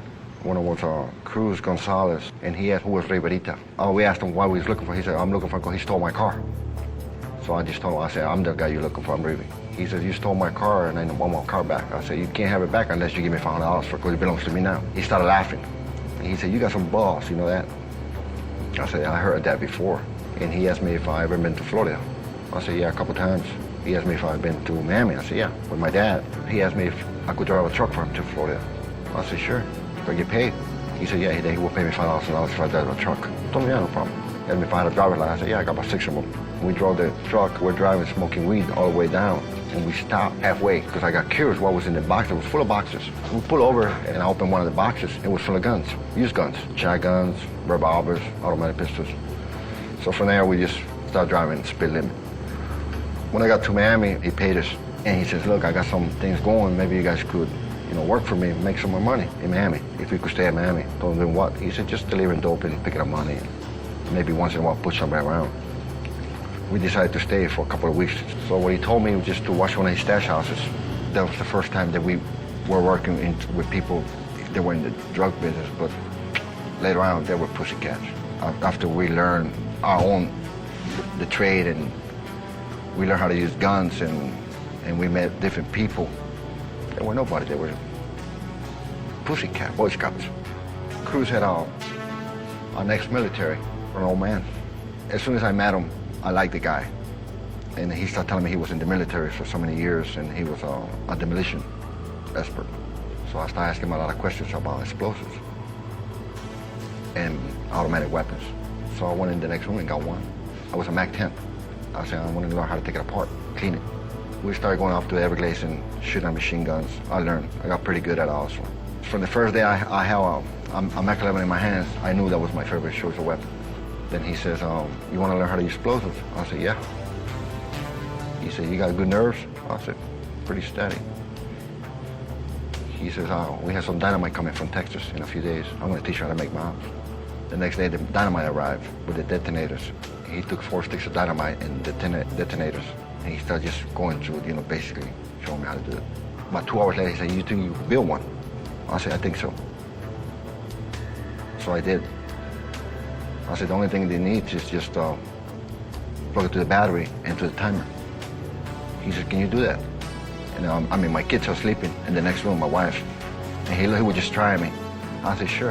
How much time you want on it? He said, how about 30 seconds? Go ahead. And I did. We let the clock run. He was sitting in front of me. About 10 seconds went by, 15. He said, you know, and I know that 10 seconds is going to go off. I said, I know. You want to shut it off or you want to shut it off? So he smiled. He put a plug on it. Then he says, you're good at it. Just make sure that when you're doing it, don't be on drugs, don't drink, because you blow your kids up. A couple of weeks went by, we were in a nightclub in Miami. Flacco came in. He says, look, you need to get out of here, because we're fixing to do a hit here. You need to get your people out. Those people on your right, 6 Colombians laughing and drinking firewater, Colombian aguardiente. We're going to spray that table, the whole table. And I said, all right, appreciate it. I said, let me get my guys. I went back to the bathroom, and I told him, I said, we got to go. It's going to be a shootout here. He said, just give me a minute. I walked out. Well, during that time, Vanegas had stopped at the same table by accident and told the guys to leave because there was going to be a shootout. So he screwed up the hit. It was just an accident. Apparently, he knew one of the guys at the table, so that he was just looking for his friend, told him to leave because there was going to be a shooting. I was outside. Vanegas came out. Behind Vanegas, everybody started pushing each other out. Flacco came in his motorcycle. He was pretty pissed off. He said, you guys fucked everything up. I should have never told you nothing. I said, yeah, we did it, man. It was an accident. He says, well, you're in trouble, man. You're in trouble with my boss. The boss wants to meet you. I said, no problem. So we got in the car, we got a 995. And then on the way, I'm telling him, I said, these people ain't gonna kill me, are they? He says, I don't know. I don't make no guarantees, man. We have fucked something up. And they talk about killing 6 people. So there ain't no pussies here. So we drove to a Holiday Inn on I-95 in Miami. I looked and 4 guys got out of our car. I said, is that them? He said, that's them. That's part of them. There's more to your left. And I looked, there was 4 other guys on the other side getting off a car. I approached the older guy was there. He says, you Rivi? I said, yes, I am. He says, come with me. Got on the back of a car, and in the back seat was a lady. And she asked me, she said, you the one that fucked up the hit last night? And I said, in a way I did. And she told me I've been after these people for months, and that's the first time that we got sight on them, and I had fucked it up. She says, well, I'll tell you what, you find them, and we call it even. I'm interested in the two brothers. The other four we were just gonna hit because they were sitting on the table. I said, you were gonna kill 4 other people just to kill 2? She said, that's the way I do my things. Get everybody out of the way. I said, what, it wouldn't have been easy just to kill 2? She said, no, it would have been easy to kill all 6 of them. Spray the whole table instead of walking up to one apiece. That surprised me, you know. I mean, she's talking to murder like. So I told her, I said, just give me a week. I find these people. So when we got back to the hotel, I told the guys what happened, and Vanegas was there. And I said with him, I said, look, we in deep shit with this lady. If we don't find these people, we're gonna have to haul ass, because they're gonna come after. They told me in so many words. He says, well, he's a friend of mine, I know him. I said, you know him, so you get hold of him? I said, yeah.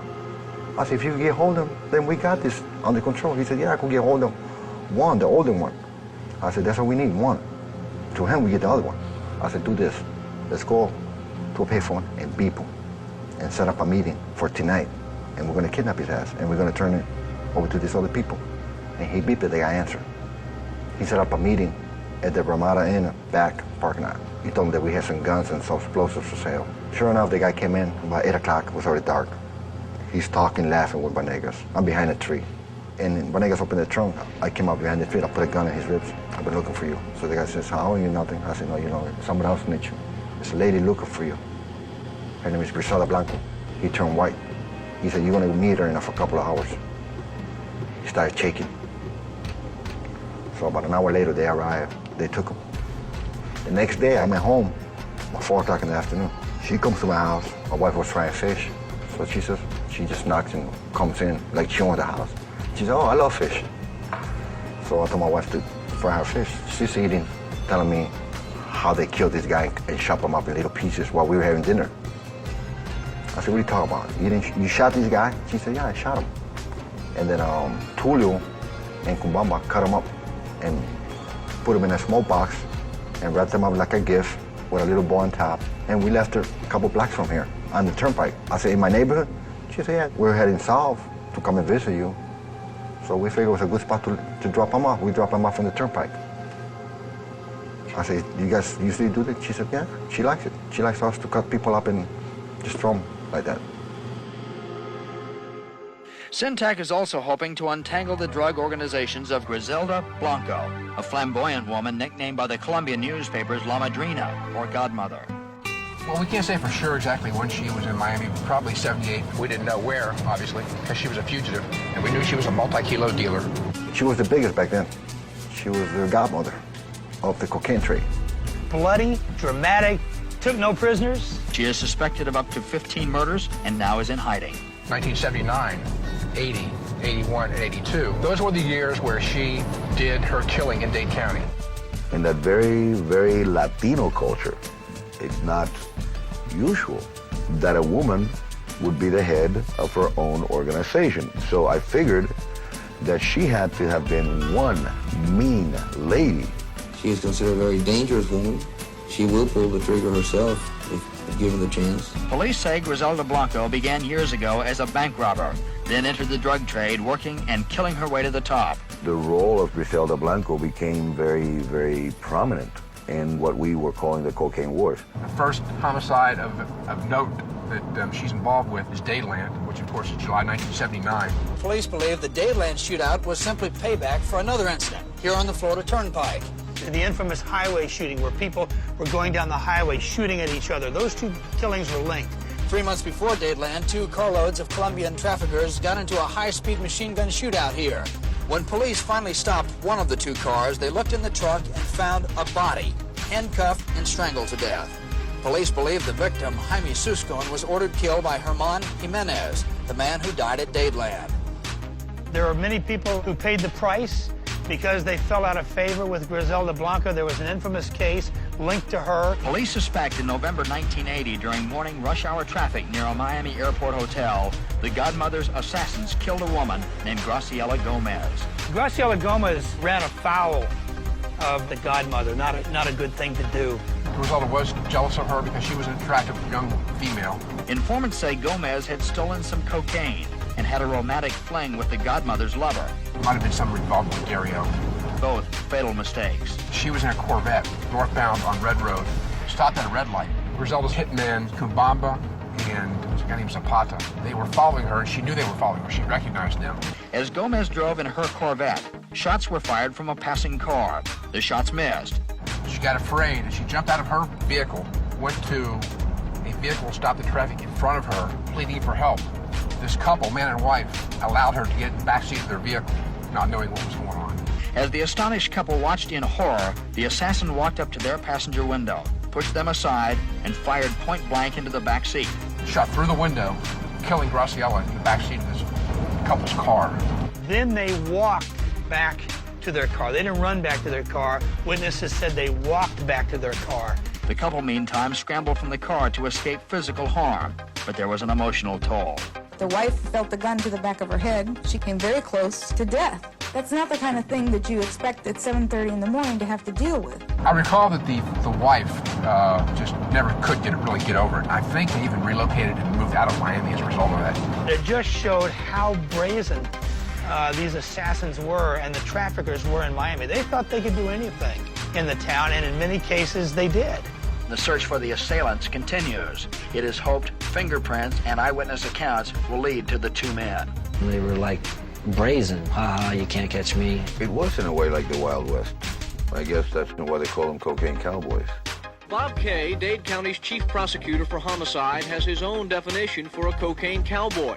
He is a Colombian, Kay says, usually an illegal alien who is in South Florida either to smuggle drugs or to settle a score. Police believe all of these people are in and out of Miami regularly. I represented quite a bit of them. They used to come in to my office like they used to drive like a caravan of Mercedes-Benzes, you know, and like people with guns, you know, you wonder, they were like rolling probable cause on the street. There was a rogue cast of characters involved with Griselda. She had an army with her. She had Paco Sepulveda, Diego Sepulveda, Toto, Carlos Venegas, Alonzo Ayala, Hugo, Guillermo Velasquez, Kumbamba, Monteco, Diego Escobar, Oscar Murillo, Jaime Bravo. They would do whatever they were told to do, but they were mainly enforcers / hitmen, basically security.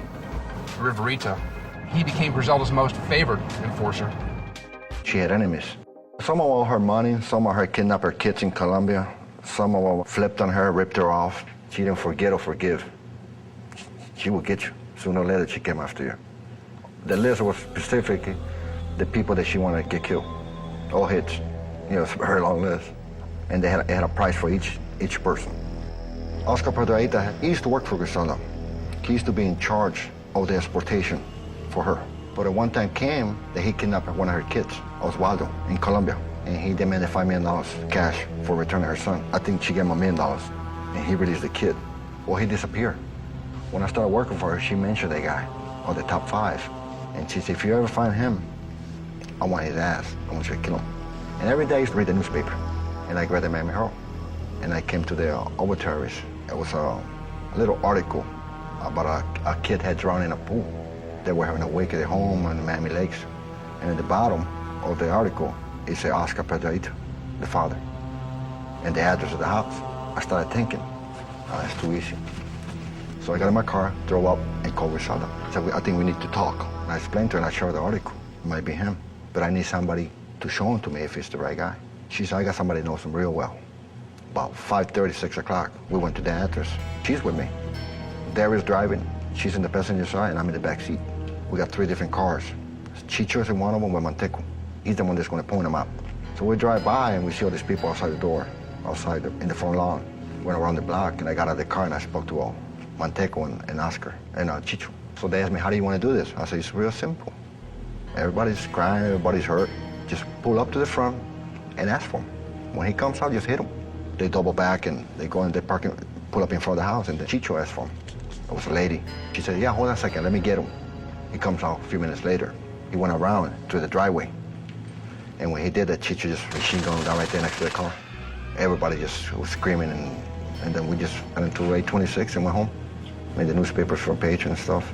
When assassins killed Oscar Piedrahita, they put more bullets in his garage door than they put in him. It was sad the way he had to die, you know, at his son's wake. But he chose that when he messed with this lady. I could have got him later, 2 or 3 days later, but it's not that what she wanted. It's kind of sad, too, you know, but it's business is business. Miguel Perez and Nestor Garcia were dope dealers. They were partners. Griselda's youngest kid, Osvaldo, he found them some dope. It was $250,000, I believe. They started jerking him around because they thought that he was so young and they didn't realize who was behind the kid.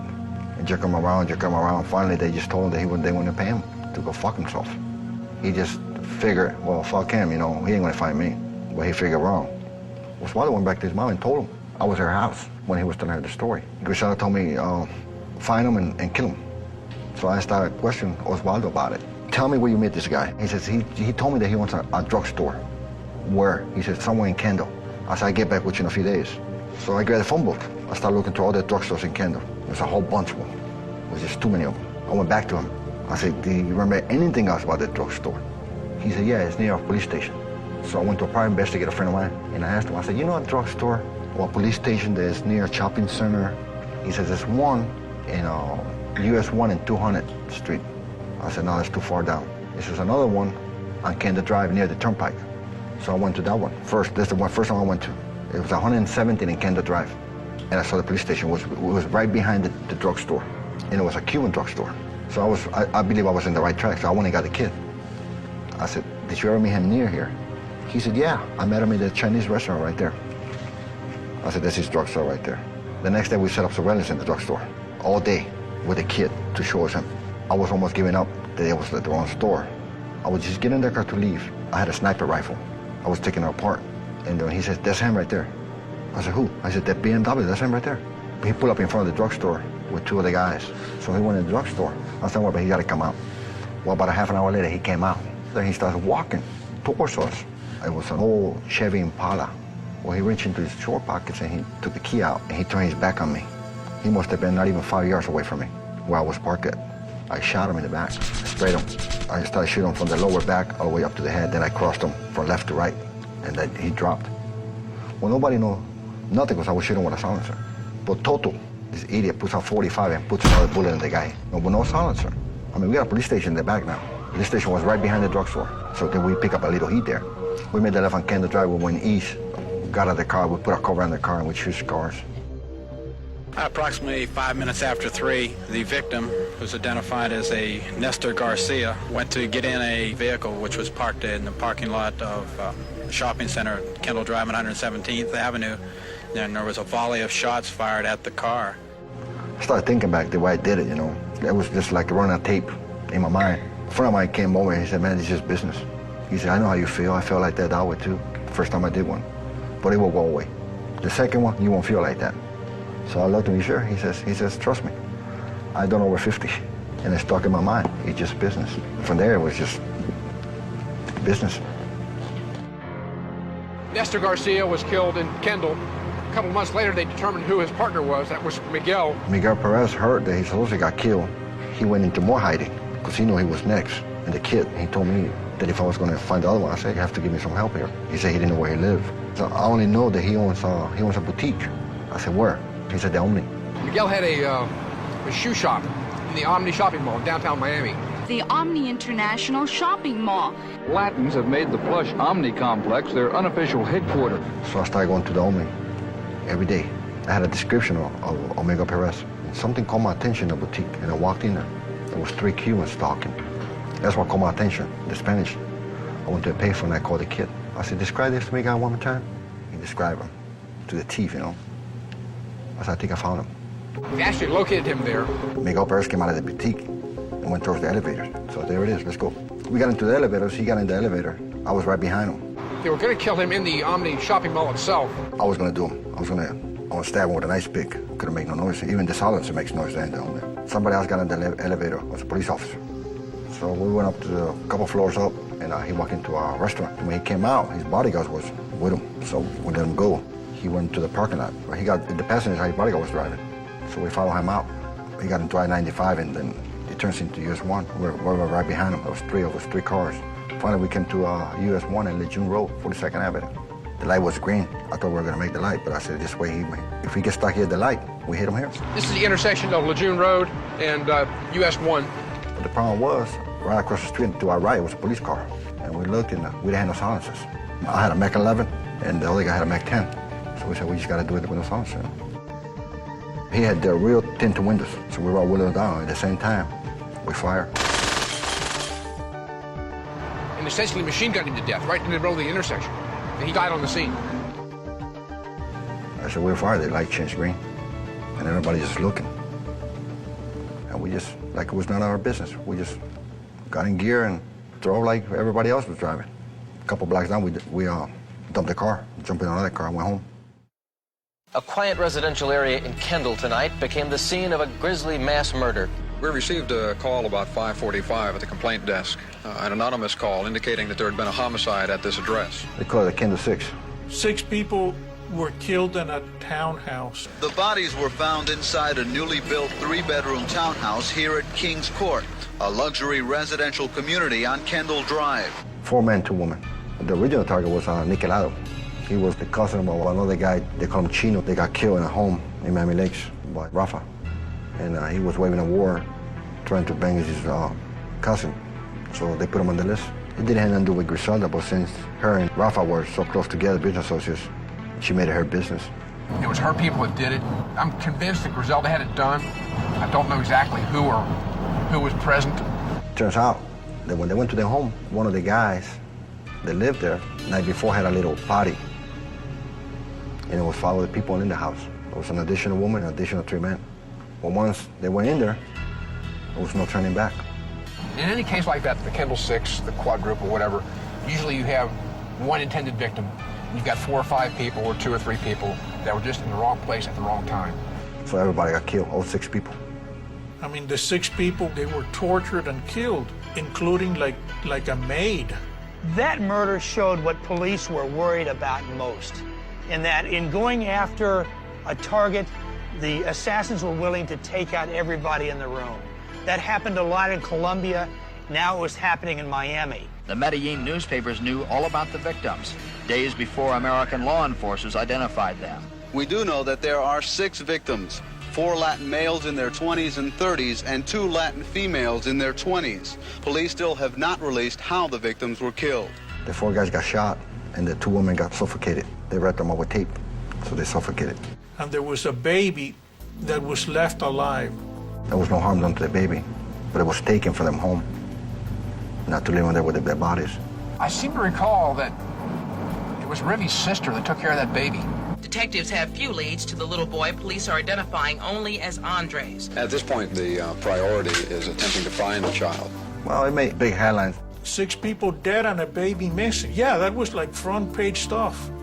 We're hoping that if in fact he was abducted, that they realize that he's only 13 months old, that he can't identify them, that he can't talk. I was contacted by someone about, the problem, the baby. I told the person who called me, if you get arrested with this baby, you're gonna get charged at least, at the minimum, with kidnapping, if not the 6 homicides, because the baby was like the only clue they had. Perhaps they'll drop him off somewhere safe, and we'll be able to at least get the safe return of the child. The next day, there was a call from Colombia to the Miami Police Department, telling them where to find the baby. They found him in a mall, sitting on a bench. That's also another crime that's never been solved. I was getting ready to go to New York to do some work up there. There was 2 cars in the driveway. It was a station wagon and a Corvette, one of my Corvettes. And I was loading my luggage into the station wagon to go to the airport. And my son got in the car, in the station wagon, and opened the switch and put the lever down, and the station wagon rolled over, and my daughter got caught between the 2 cars. Broke her pelvis and ribs and legs and stuff, I rushed my daughter to the hospital, and I called Griselda to tell her that I couldn't make it to New York because of what happened. Well, she said, don't worry about it. Where you at? So I told her, well, she came to the hospital, and they asked for insurance and all this shit. Back then, I didn't have all the money they wanted. So I told Griselda, she said, don't worry about it. You work for me. When you work for me, this is all included.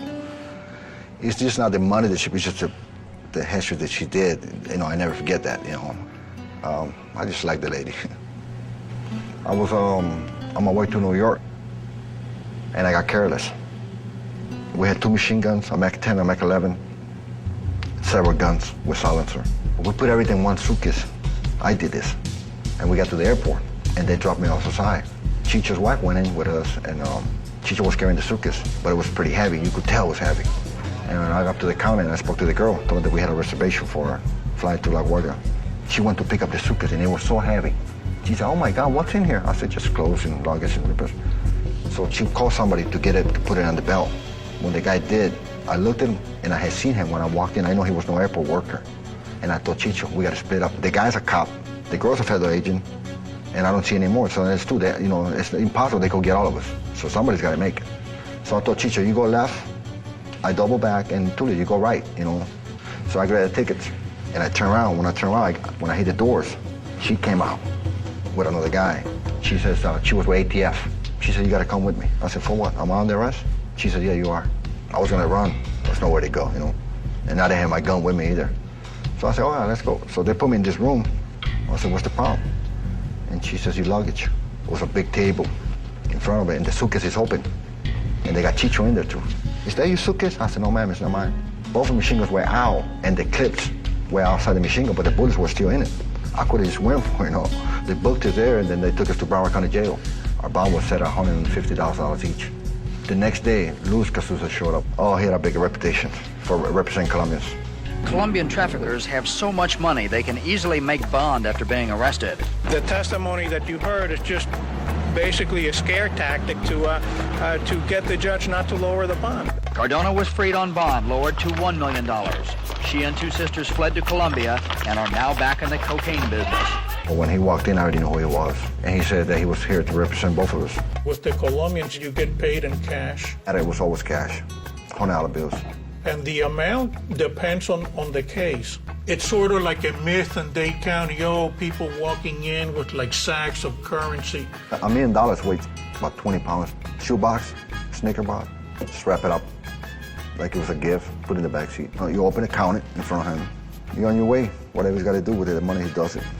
And he used to come into my office and like put guns on my desk. He knew pretty much what's going on.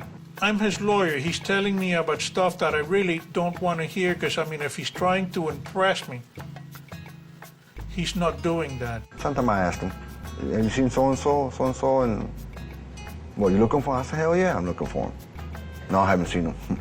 I don't want to hear about it, I don't want to hear, "Oh, we killed this guy here, there." It was like, I used to cut him off, He said, "All right, I'm going to put a motion to have this thrown out of court. But first, I got to get you guys out." We had a bondsman. They had bought a house, and they were putting that house up as collateral. But only for one of us. I said, "Look, we came in together, we live together." The bondsman said, "I was ordered to get you out." So I said, "Chicho, I'll be back for you. I'll get you out in a few days." So I got out, and I told Grisel, I said, "I got to get Chicho out." "Well, who is he?" I said, "He's my best friend." He said, "Well, it's on you. You took him, you get him out." I had the money, but I had the money laundered. She wasn't paying his bond. She was not getting him out because he was not part of the crew yet, not officially. So he got pissed off. So his wife, she was staying in our house most of the time with my wife, and she was just talking crap, making threats. That if he wasn't out, she was going to go to the FBI and she was going to snitch on everybody. That she had a little book about all the killings, the Griselda order and all the killings that I had done. Well, I told her, I said, "You know what? This very delicate stuff. Keep your mouth shut and just chill out. He's going to come out. If he don't come out, we break him out. But just chill out." She said, "You tell your boss he don't get my husband out by this week, I'm going to go to the FBI." I was keeping track of her already. Anywhere she went, somebody was following her. If she got near a police station, she was going to get it. I went over to Griselda's and I told her. She said, "Well, you should have just killed her right there then." I said, "Yeah, there was no other choice to kill my best friend's wife." I told her that Griselda wanted to talk to her, Went to a hotel. We were at the bar drinking. I could have just break myself, shooting her myself, so I asked Oscar, it was another guy. And they said, "No, man, I ain't doing that." I started to drive home. I usually drive. And I threw the keys to Oscar. I said, "You drive. I get in the back seat." But when she seated, she says, "What's up? You gonna get behind me so you could shoot me behind the head?" I said, No. I just don't feel like driving." He said, "Bullshit. I know you too well. You don't let nobody drive. Someone's up." I said, "Hands up." He said, "Well, if you're gonna shoot, make sure you make sure you hit me right here behind the head. So I said, if you want to drive. She said, no, don't worry about it, I ain't worried. We got about a half a block away from the house, and she was killed. Her body was dumped near our home. Go home, and the car was full of blood and stuff. The bullet went right to her forehead, came out of the windshield. So it was a mess. So I put a cover on the car. We always had covers for other cars. The next morning I got up, I got a call from her. I said, it's done. All right. Chicho been calling the house, but I told my wife to tell him that I was at home. So at after 5, he called again, I answered the phone. He asked me where was his wife at. I said, I don't know, I haven't seen her. He said, you sure you don't know where she's at? I said, no, I don't. I saw her last night, she was going out somewhere. Then he says, I saw her on TV. I said, what? He said, I saw her on TV. At Coral Way on 132nd Avenue, the body of an unidentified woman was found near the roadway.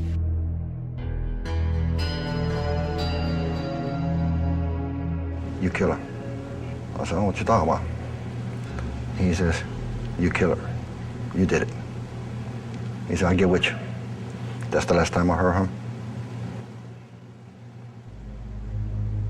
Carlos knows that we call him manteco. Mantequilla, butter, because he was real white. He had green eyes. He looked American. We were just like brothers.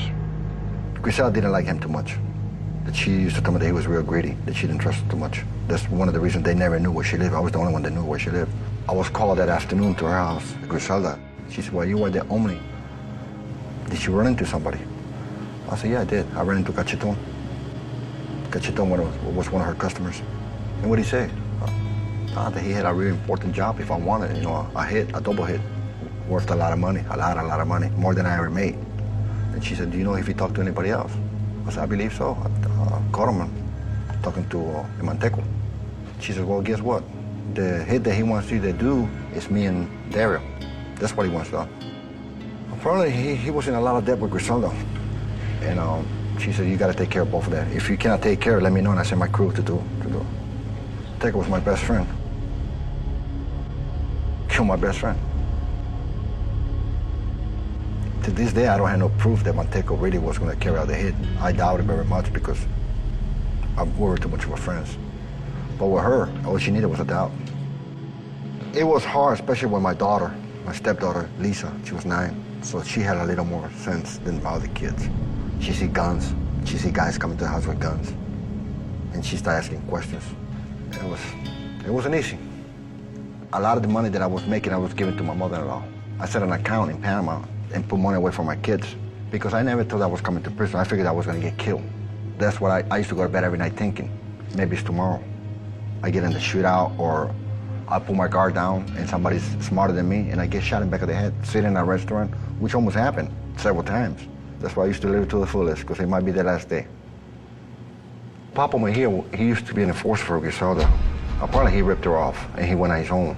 And that's one thing that she didn't forget or forgive. She was at war now. There is a feud going on right now that would put the Hatfields and the McCoys to shame. She was losing a lot of people. So she asked me if I could get some more help. She said, make sure that they know what they get into. Don't bring me to like Manteco and Chicho. I said, I left that alone. I said, yeah, I got a couple friends up there in Chicago. They're Marilitos. They don't play around. She said, that's just what I need. I mean, they have a reputation, It's very, very dangerous people. One of them, Guillermo Ferrales, they call him Pepe. I talked to him and I said, why don't you fly down here so we could talk in person? And he came down and I said, you got more friends? He said, yeah, I got another one. He said, Miguel Perez. We're in prison together in Cuba. And we did a lot of shit in Cuba. I said, well, you think he'd be able to kill somebody? He said, yeah, hell yeah, he's done it before. Miguelito, yes. This is a picture that was taken of him shortly after he arrived here in 1982 on the Mariel boat lift. He just was a thug. And he was one of the scariest guys I've ever really encountered in my career. He was more physically intimidating. He was bigger than Rivy, stronger physically than Rivy. He's the kind of guy that you look at, you think to yourself, this guy could snap at any moment and go off and probably just snap your neck. So I told Griselda that I had 3 more guys, 2 Marilitos and a Cuban. She says, they're your crew. You're responsible for them. Miguelito essentially worked for Rivy. Once he got down here, he proved himself to be reliable and ruthless, and they used him pretty much on everything they went on. Johnny Castro homicide. The victim is a 3-year-old, appears to be a Latin male with multiple gunshot wounds. They were aiming for his father, but missed, and they killed a child. Shot just because he happened to be sitting next to his father, who was Colombian and a target. of some of the cocaine cowboys. Miguelito was present for that. As well as the execution-style murders of a man and woman 6 months later. The Lorenzo double homicide, where the kids were left on the scene with the dead parents' bodies. Miguelito was definitely present for that.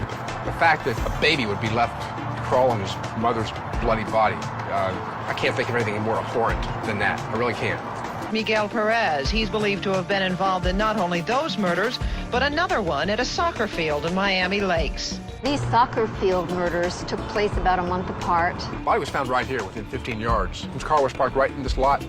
Unknown Latin subject walked up to him point blank range and shot him in the back of the head. This turned out to be Edgar Restrepo. This was our second soccer field homicide in as many months. They were commonly referred to as Pele 1 and Pele 2. I thought that was kind of coarse, but this turned out to be yet another Griselda Blanco hit, as was the soccer field homicide a month prior. Turns out both murders had been committed by Miguel Perez, Miguelito. I was out there at the scene of one. The policeman said soccer fields are now an unsafe place to be. But I think all of Miami was an unsafe place to be. Another was shot at the airport customs facility by a man on a motorcycle. These two guys came in a motor scooter and shot him down. So, welcome to Miami. A third was murdered leaving a crowded department store. The Octavio Mejia homicide, who was more commonly known as Mano Mica. When Mejia left the shopping mall, they ambushed him, and he was shot numerous times. Another suspected victim of Griselda Blanco and Paco Sepulveda. Marta Gomez kidnapping, shot her point blank in the back of the head, but a little bit too low, and she survived. This is just one more, skirmish in the Griselda Blanco Mejia, conflict. The war was picking up again, and this time was in Colombia. In Colombia, a lot of blood has been spilled in feuds between the drug families. A war that has left over 100 dead, some of them innocent bystanders. There was a lot of killing going on there. Medellin, Colombia, where it is common to have up to 12 killings a day. It is home for many of the assassins and victims who end up in Miami. Yeah, I was in Colombia looking for Papa. Rafico answered the phone, talked to somebody on the phone, then he says, we know where he's at. I said, who? He said, Papa. It's about an hour from here. So, got our weapons, got our cars. We drove by the outdoor cafe. It was about 10 of them, it was about 10 of us. We killed about 3 of them. We went on for about an hour. Over the 3-day Christmas holiday, there were 35 murders here. In the outskirts of town, during a January weekend, the bodies of 11 murder victims were found in garbage cans. Come back to Miami about 2 o'clock. They want to see me in Miami Lakes. It's really important. So we get up there, Miami Lakes, to Max Memmerstein's wife, boutique, Christina Fashions. Walk in there, the whole group's there. Griselda, Dario. So I asked them what was going on. And she said that the Papa Mejia was on the next flight to Miami, right behind me, an hour difference. We were wondering if you could go get him at the airport.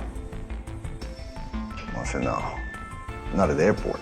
That's a suicide mission. I don't do suicide missions. I get him outside, and then she said, no, I want him to get hit inside the airport. I said, no. She offered me $500,000. She reached under one of the tables and stuff and hands me a bayonet, 16-inch bayonet. I believe it was Max bought it in one of their U.S. Army stores. It was all rusted, old. She wanted him stabbed to death just because he's a pig and his nickname is the pig. They want him killed like a pig. I just went along with it. I said, fine, but I ain't gonna go in there and do this. So she said, well, we got somebody else that's gonna do it. I said, who? She said, Miguel Perez. I told Miguel, I said, I'm gonna go with you. I'm gonna ride with you in the car to the airport. I'm gonna go in the airport with you. Once we show you him, target, you're on your own. The stabbing of Papo Mejia. Papo, of course, being an arch enemy of Griselda Blanco. Papa Mejia get a cast from his knee to his ankle, looking everywhere. I guess he was looking for his enemies, looking for us. And as he walked out from customs, a man came up with a bayonet and bayoneted him several times. It's insane, really, and obviously it turned out that way because he was caught. When we in the car was driving back with Darren, I told him, I said, I told you about this from the beginning. He said, do you think we should worry about Miguel talking? I said, he ain't gonna talk. But he's in deep shit now.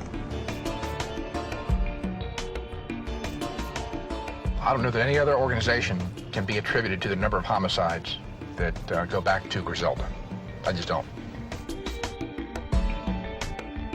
The caseload in the cocaine wars was unbelievable. I had never worked so hard in my life. This is what keeps us going, Cuban coffee.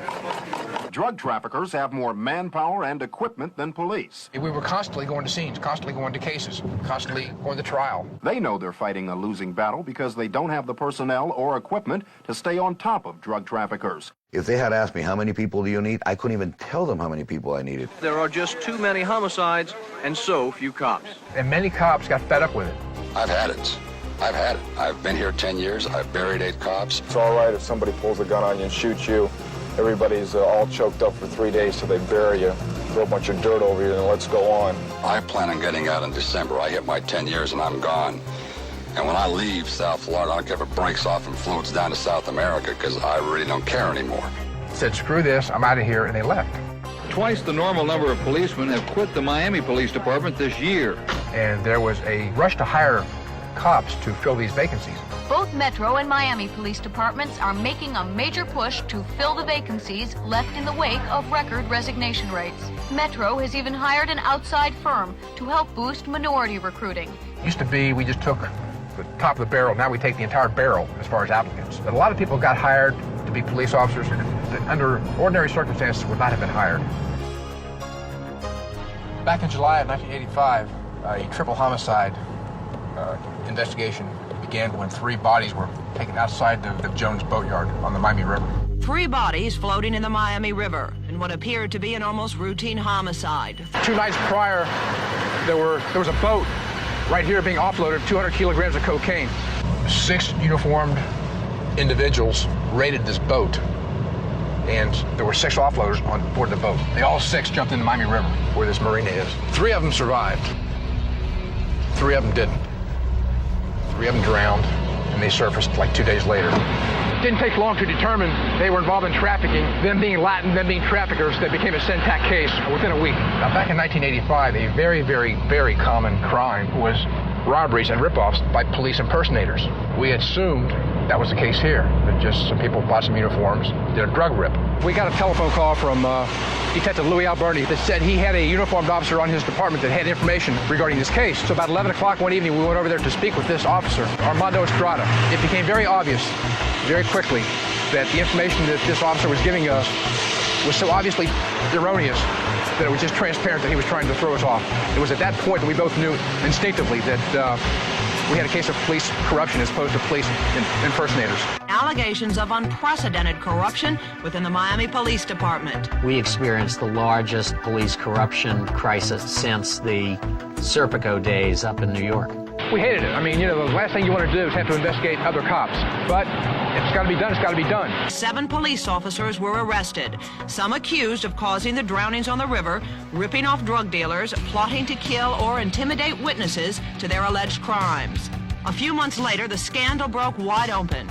Rudy Arias turned from defendant to informer, confessing his crimes and naming upwards of 60 other cops he claimed were also crooked.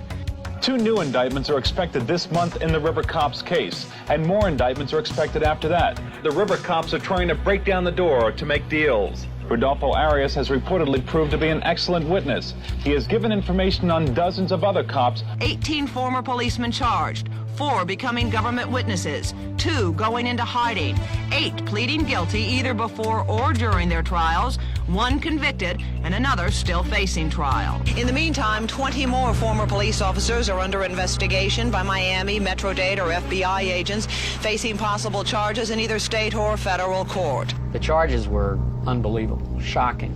The most shocking case I'd ever even heard of.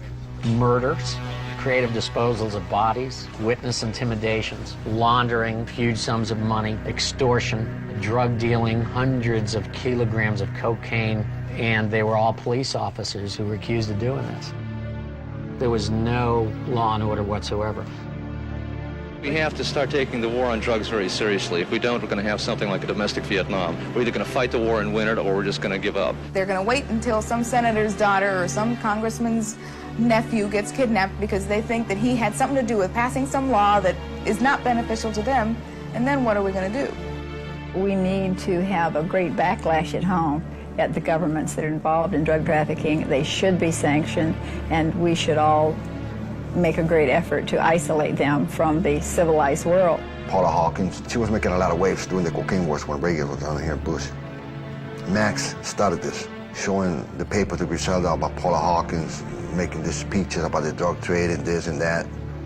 We were in Max's house, and Griselda says, I want to kill this bitch. I said, who would that be? She said, this bitch, Paula or something. I said, Paula Hawkins, she's a senator. She said, yeah, I want you to kill her. I said, me? I said, no, I wouldn't do that. She says, I'll pay good. I said, I don't care. That's too much heat.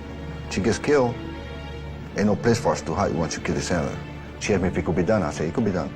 She's not the president. It could be done. She was gonna have a speech in New Orleans.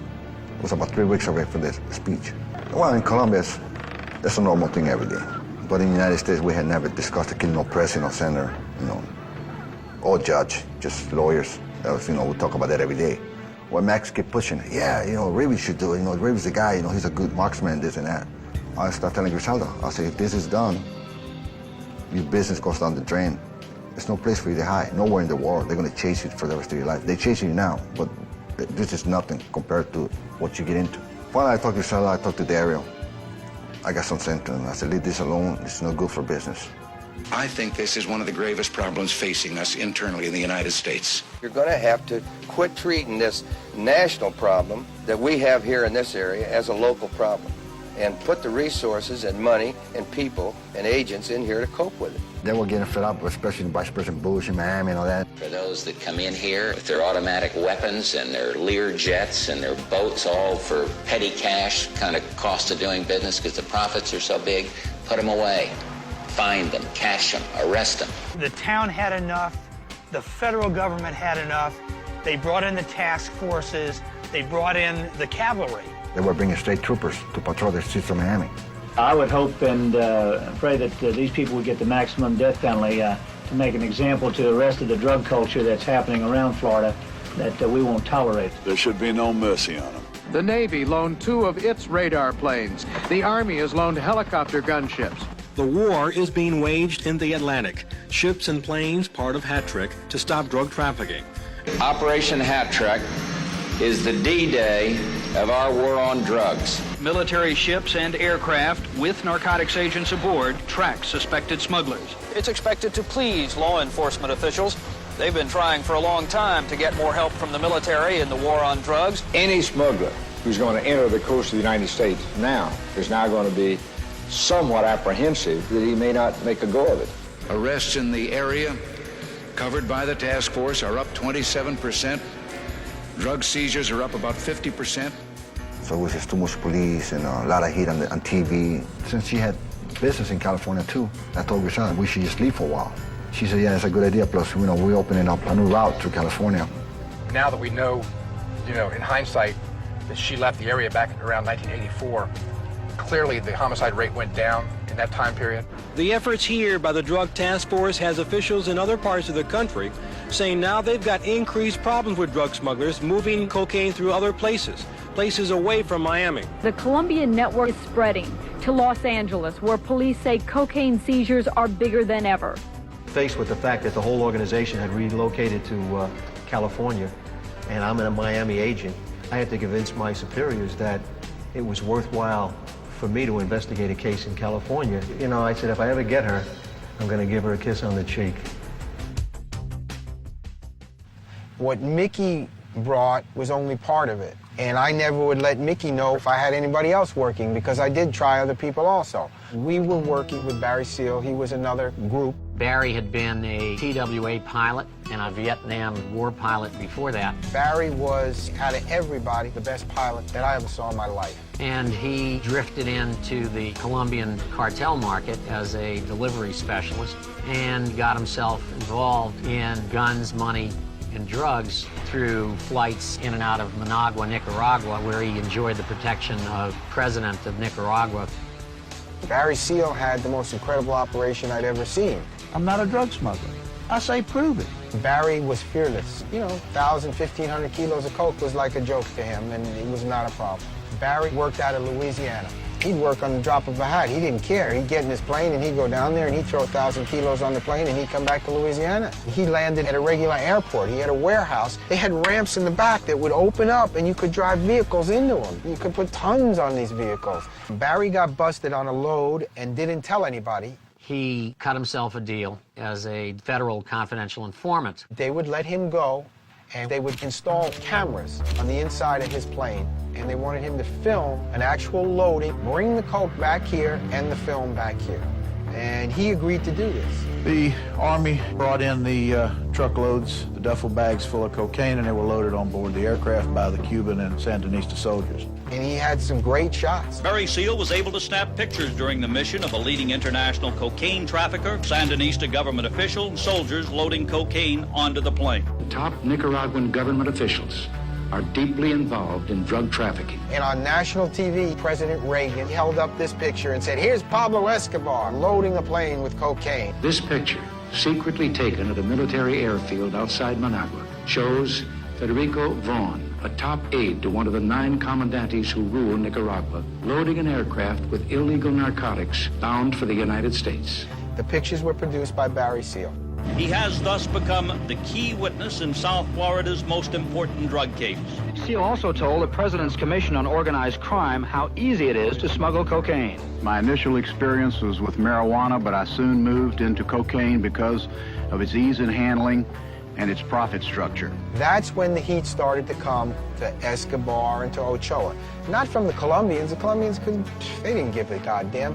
But this government, who was giving Colombia money, started to put heat on them down there. Seal is already cooperating with drug agents in Miami, where he is a key witness in one of the most significant investigations in South Florida history. Meantime, there are still unanswered questions in the Baton Rouge investigation. There was a judge out in Baton Rouge, Louisiana, who just kind of didn't like the fact that a federal judge in Miami was going to be the final arbiter of Mr. Seal's fate.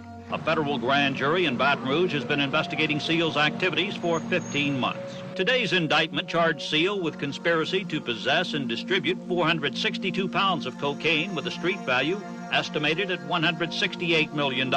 In return for Seal's cooperation, the Justice Department will allow him to plead guilty to the charges in today's indictment and receive what amounts to a slap on the wrist. I've reached exactly the type of settlement that I wanted to reach. Whether they're happy or not, you'll have to ask them.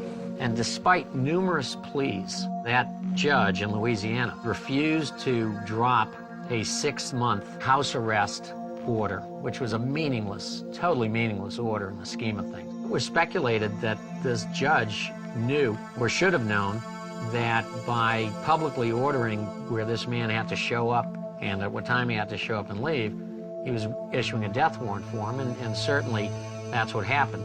The exciting thing in life to me is to get into a life-threatening situation. Now that's excitement. The Colombians told Max, this guy is a rat, and we got to take him out because he's talking and telling everything on us. Max came to me and Max said, look, the Colombians want to pay $250,000 to whack this guy and kill him. I know your friends from New York. Get the guineas, they call them spaghetti boys. Get the spaghetti guys to come and whack Barry Seal.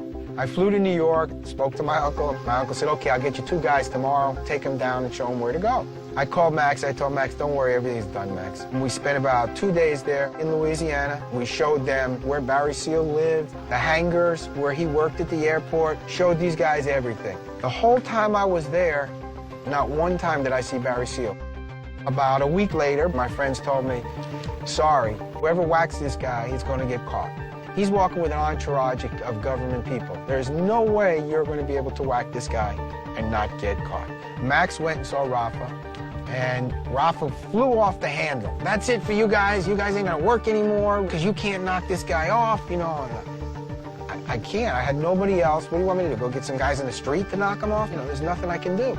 Max fell out of favor with the Colombians because he couldn't whack the guy. Max tried to blame it on me. For a while, the Colombians were really mad with me. I mean, mad to the point where we didn't even work. I was really afraid at that point that I was going to get whacked myself because I couldn't do what they asked. Rafa came to my house, and he came with Favito Ochoa. And Favito was my friend. I hung out with him, we ran together, and Favito said, man, my family is really mad. I said, why? He said, can't you whack this guy for us? You don't understand the problems he's going to make. And I said, Favito, whoever does it is going to get caught. There's no way this can be done, man. If you're going to do it, you're going to have to get Indians to come from down there. And I'm telling you up front, they're going to jail for this. Well, when I told Favito that was enough for him. He went back there and he smoothed it out with his family. And they decided, with their own stupidity as always, we'll take care of it ourselves. And they did. Last night, Seal's luck ran out. He was shot to death outside a Salvation Army halfway house in Baton Rouge, where he had been sentenced to spend the night for 6 months as part of his parole. Seal had refused to enter the government's witness protection program. The hit got farmed out to Kumbamba, who did, of course, go out and do the murder. 4 Indians, they put him on a plane, they took him to Louisiana, and they must have put 100 holes in this guy outside the halfway house, and they got caught. 5 Colombians basically are caught fleeing from Barry Seal's homicide out of their own endeavors. They stuck out like sore thumbs in Baton Rouge. The FBI and the Drug Enforcement Agency tonight are trying to learn who ordered the assassination of one of the government's most important informants in the war on drugs. We did have a federal judge, in effect, unwittingly facilitate the execution of a leading federal witness. Insofar as we've been able to ascertain, all the proper jurisprudence and legalities were carried out in an entire investigation concerning Mr. Seal and any involvement we may have had with him. And there's been a lot of speculation about that because of Mr. Seal's involvement with the CIA and the communist Nicaraguan effort and what he knew or might have known. And it certainly closed a major chapter in the cartel prosecutions. The Drug Enforcement Administration believes Seal was assassinated to prevent him from testifying here in Miami against a suspected high-level Colombian trafficker whom the U.S. is trying to extradite from Spain. Max getting in trouble. That was the beginning of the end. Max had the bad experience with DeLorean because he was the one that gave DeLorean the coke that DeLorean got busted with. This past year, automaker John DeLorean was arrested on drug trafficking charges. DeLorean had said then he was trying to raise money to bail out his struggling company. Local dealers say the DeLorean has become the Edsel of the 80s and will sell only as a collector's item. Max knew he had a problem.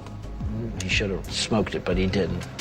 He didn't think it was coming to him. How could he get away with it? He couldn't think that, you know, hey, I gave this guy 400 and some kilos and these people are going down like flies and I'm okay. I'm the one that gave it to him. Nothing happened to me. He had to know that there was a problem coming from that. And they arrested him. That was the last we saw of Max. I got like millions of dollars buried in garbage bags in my lawn. That night, I'm out there with a flashlight digging up bags of money because I'm afraid they're coming. And I lived on the Everglades. I jumped in a canoe I had with like, I'm not exaggerating, $6 to $8 million, threw it in the canoe, paddled to the other side and buried it in the Everglades, thinking they're coming to my house. Nobody came, nothing happened. Nobody thought there was going to be any problem. Mickey and everybody said, well, I haven't seen any problems when the last plane that landed, you know, everything seemed to be fine. I said, okay, well, then let's just keep going until we find out. John said there was no reason to be worried. We thought John was so smart. And that's really the truth of it.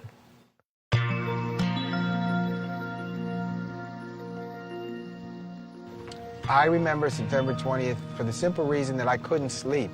At that particular night, I was working with Mickey and his crew. And because I couldn't sleep, I decided that I would go to a radio room that we had set up here in Miami to monitor the incoming planes. The last trip that we were on was to be the last trip. We decided to get out at that point because we'd made enough money.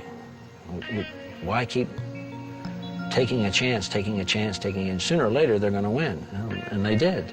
It was a regular trip. The only thing that was unusual, and it should have given it away, it was real quiet on the radio. Of course, they know that we listen to everything. Tell you the truth, I looked around when I drove up because I was still paranoid from Max, and I saw nothing. Nothing at all. Everything went as usual. The plane landed. I said, oh, man, another good trip. I'm going home. I feel great. And as soon as the airplane landed and went in the barn, they showed up in helicopters, and all kinds of people jumped out with guns everywhere. And it was a simultaneous bus, Tampa with Miami. They came in there all in black and with these night goggles and masks, and it was like, I said, what, am I back in Vietnam here? Well, you know, this is nuts. I went out the back door. And what, am I going to shoot it out with you guys? For a small confrontation with one of the guys. Get on the floor and shut up. Yeah, all right. And they looked at me at first, and I'll never forget, Roberts, what are you doing here? I said, I guess I fucked up, huh? He said, you fucked up, man. We would have come to your house later, but what are you doing? You made it easy for us. I said, I couldn't sleep, man. He said, well, it's too bad. And when I got downtown, I heard on the radio, they're shooting, there's gunfire, bang, there's all kinds of war. I said, what's going on here? You know, is this involving me? That's your plane, that's your farm up there. There's gunfire, they're shooting. They were running all over, they were shooting guns. Your friend shooting at us. My friend, Mickey. I tried to burn the airplane. Mickey had a flare gun, and around the plane there were gasoline tanks which were used to refuel the plane to get out of there. I pushed one over. Well, Mickey wanted to escape, so he shot the flare gun. I hit the swamp. I watched the show all day long. And they couldn't find him, and they were chasing him through the woods all night. Max Mermelstein becomes a witness, wants to talk about, among other things, murders in Miami. We're going to debrief this guy. And quite frankly, at first, I didn't believe 75% of what he said. It was just too outlandish. I introduced myself, and he goes, "We've met before." I go, "What are you talking about? We never have met." And he reminded me that we had gone to his house in Miami Lakes years prior, seeking consent to search his house, and he told us to go pound sand. Yeah, it's a small world. Can you state your name for the record, your full name? Yes, Max Mermelstein. Max rolled. He rolled over on all of us. As I understand it, from 1981 to 1985, you worked full-time for the cartel and imported massive quantities of cocaine into the United States. How much cocaine were you personally responsible for importing during that time frame?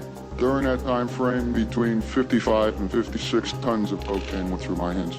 Between 55 and 56 tons. I told John, he didn't listen to me. I told him from day one that Max was weak, that he was snitching us later, down the road. And, that's why I wanted to kill him so bad. They wouldn't let me, For the most part, I reported directly to the Ochoa brothers.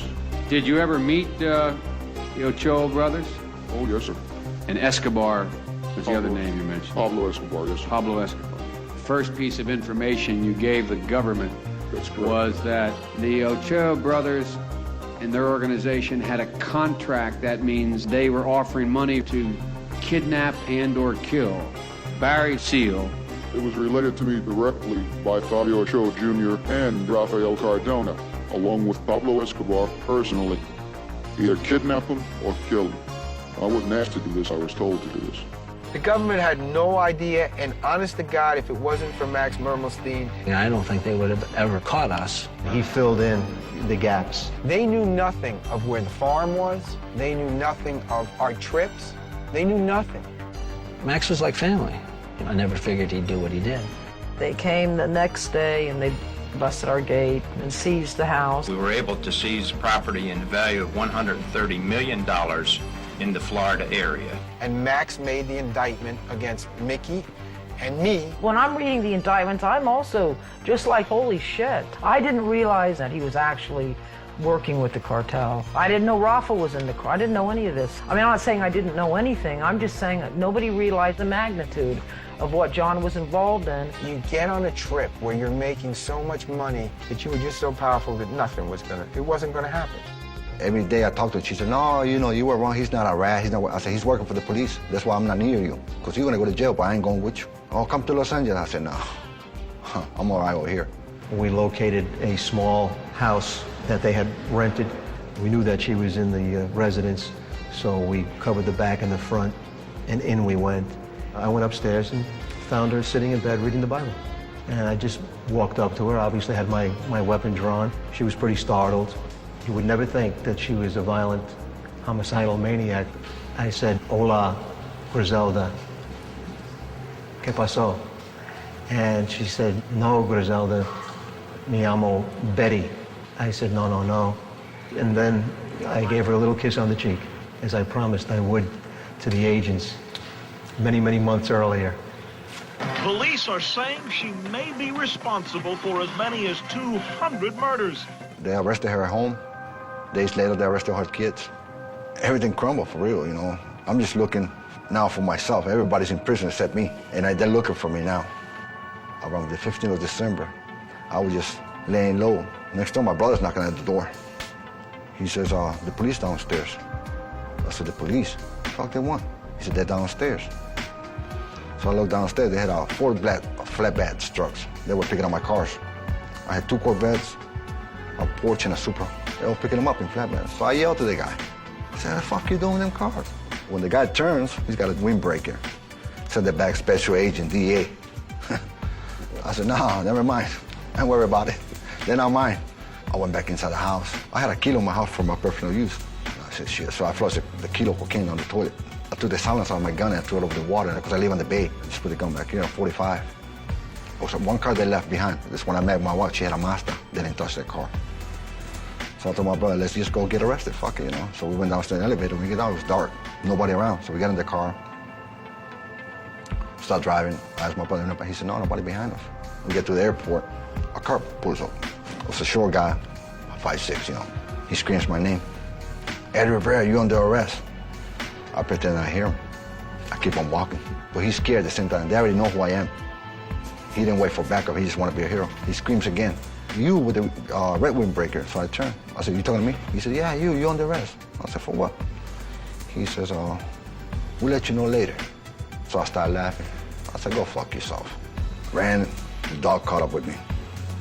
They took us into custody to the county jail. Ever since then, I've been in custody. After Max cooperated, pilots started cooperating, ground crew guys started cooperating, and everybody was testifying and cutting deals to get less time. I had now become the main focus because I was the one putting the coke on the plane for them. They were going to give me like 30 years. I mean, you didn't have to be a rocket scientist to figure out it's time to, blow Dodge and get the hell out of here. And I went for a bond hearing and they said, you're not getting a bond, forget about it. And that was that. About a week later, Dick Gregory comes with 2 FBI agents, this guy Joe Usher, who was heading up the case, and another agent, and they said, look, we really want Monday, because he embarrassed them by shooting this flare off and all this other, and they think he was trying to kill him and everything. So I said, if you give me a bond, I'll help you get Mickey. I go to Mickey's brother, and I went without telling them that I was going. I snuck out again in a disguise with another thing, and I tell Mickey's brother, listen to me. You got to work with me. I'm never going to lead them to Mickey, but they have to believe for the next month or 2 months that I'm going to get them Mickey. And you have to be able to work with me to do this because I need time to get all my shit together because I'm getting out of here. And I'll help Mickey with whatever he needs because Mickey needed papers. He was a fugitive, and he knew I could get him papers. In a week, I'll give you everything, the documents you need so Mickey can live as a different person. So Mickey's brother goes to Mickey. Mickey says, great, he knows you won't give him up. Let's do it. It took maybe a week or 2 weeks. I mean, I had to get myself settled in. Fortunately, they showed my picture from the driver's license, I'm funny looking, but that was really a bad picture. Well, I had it arranged that I was going to meet Mickey's brother. I made a phone call with the FBI listening. Hey, what's up? I'm going to meet you tomorrow over here at Denny's. Okay, we'll meet at Denny's. So I meet him. He knows they're following me and everything, and we talk. And now I have a bug, and they're recording all this, and da-da-da, and everything's going fine. I go back to them, and this guy's, good, you're working with us. He said, well, I'm going to tell you, I'll find you wherever you are if you take off. Why would you think I'm going to take off? Because Max tells us that you're full of shit. You're not going to cooperate, and you're going to take off. I'm thinking to myself, Max is finally doing something correct here, But I'm not going to tell them. I dragged it on with meetings and them following me and following him to nowhere. The last time they were going to get him, I said, he's going to have his brother here and you guys are going to get him. And the plan that I had with Mickey's brother was to pull over and meet a guy who was the same description as Mickey. And when they met that guy, that's when everybody was going to close in. It worked, man. They converged on Mickey's brother and this other poor guy who didn't even know what was going on. And they said, we got him. George, that's not Mickey Monday. And they went crazy, man. They came and they grabbed me. I said, what are you talking about? I did everything I was supposed to do. And now how am I going to get Mickey for you? And that was my way out, right? That I tried to cooperate, but this is what happened. And they said to me, we should lock you up now. I said, why? If I was going to take off, I would have taken off. You guys told me you'd help me. I tried to help you. My trial is coming in Tampa. I'll be there for the first day of my trial. I said, you guys better help me. Okay. First day of my trial came, I was history. I booked it. I left Dodge so quick, like 3 days before my trial. I was in Colombia. I had all the money in Panama, plus I had money in Colombia. Money wasn't a question, so they sent a plane. I got on the plane. I went to Colombia, and for about a week, it was all right. I lived on a farm out there, one of Rafa's farms. It was great. I had servants. I had, women, whatever, great food. I had a cook. And then all of a sudden, I remember waking up one morning and they said, hurry up, get in the car. We pulled out and all of a sudden I heard pop, pop, pop, pop, pop, pop, pop, and I looked around and everywhere there were just government guys firing at the car and Rafa's guys firing back at the government cars, and we got out of there and they took me to another farm, and this went on for weeks. It was when the American government put so much pressure on the Colombians because they said, we're not going to give you any more money, that they were trying to saw to make a half-assed attempt to crack down. Another law enforcement approach involves greater cooperation between American and Colombian authorities. We need to get the State Department active in letting every country know where drugs are coming from, that we're going to assess our relationship with them based on what they're doing to clean up those drugs. And the wars started in Colombia. And I went from one place to the next, and finally I told them, I can't, this is crazy. I should have just stayed in jail. Every day there's guns going off and machine guns. I had friends in Mexico, and I went to Mexico and they told me, you'll become a Mexican citizen and no problem, you'll live here. So I lived there for a while, and that was great. For some reason, the government had a bug up their ass. That guy started with the 10 most wanted or America or some shit. They put a picture of me up and they started offering everybody rewards to get me. I knew that that was the end of my time because, they were offering money and Mexicans didn't have anything, and I knew it was only a matter of time. They put me in this jail down there, and they gave me a chef, and they gave me 3 cells. They built refrigerators. They let me build a gym. And I stayed there 11 months fighting the government, and eventually, obviously, I lost. And the government brought me back. And we made a deal, and they gave me 15 years, which to me was, I thought, wow, I thought I was going to get 5, but, it was a little bit of a dream. And I remember the day he was, sitting in the chair crying like a baby, that he had to leave everything he loved. I have nobody to blame but myself, nobody. Time to go, you got to go.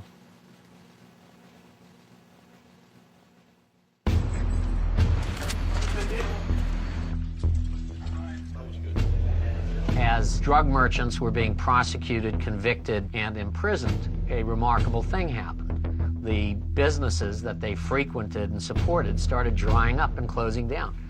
All of the nightclubs dried up. Car dealerships started to go broke. Jewelry shops. And that collapse created new opportunity. The economy of Miami was kept together by speculators who had made a lot of money in the drug trades.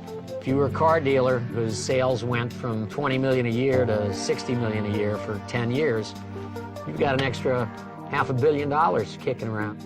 Cocaine brought a lot of money to town. 92 multinational corporations have moved their South American headquarters to places like Coral Gables. I think what drew other Latin American investment here was the relative safety of the American banking system. And this is the closest point in the United States to Latin America, so it became a banking center for that reason. They prefer South Florida as a place to spend, relax, and to do business. Miami is trying to become an international city, and it's broadening its economic base into international banking. Miami's in the middle of an explosion. A lot of that money was cocaine money, too, but I'm not sure that those two are linked as one following the other. It built half the city. It built the high-rises, it built the scrapes. I'm going to work one day. I come onto Interstate 95, which gives me a beautiful view of all of downtown Miami. Look at this, and we counted 22 construction cranes on the horizon that we could see. And I said, I wonder how much of this is drug money. The drug trade saved Miami in a lot of ways. If you look out at this skyline, a lot of this real estate was bought and paid for with drug money. The drug trade certainly put Miami on the map. There was probably no analogy to Miami in the 70s and 80s, other than maybe Chicago in the Roaring 20s. The place took on a new cachet. And it was also Casablanca because you had international intrigue. It became the new Casablanca, kind of a place where you could come and be near danger but not get hurt. Suddenly, Miami seems exotic, glamorous, even a trifle dangerous. We just had everything. Along came the TV show Miami Vice. The city leaders were mortified after the Colombian drug war and Mariel and all that. Now there was going to be a TV show that would look at all that. The issue is tourists, and whether watching this show will make them less likely to visit Miami Beach in South Florida. But what that TV show did actually was it glorified Miami. No earth tones. Everything was in magenta and aqua and beautiful colors, and it made it an attractive place to come. And then all of a sudden, Miami became a top draw again. We have seen a resurgence in tourism. We've seen that change. South Beach, for example, has undergone a major change. The modeling agencies setting up on South Beach. South Beach explodes as a destination. In one of America's most famous and fated beach resorts, it is suddenly springtime again.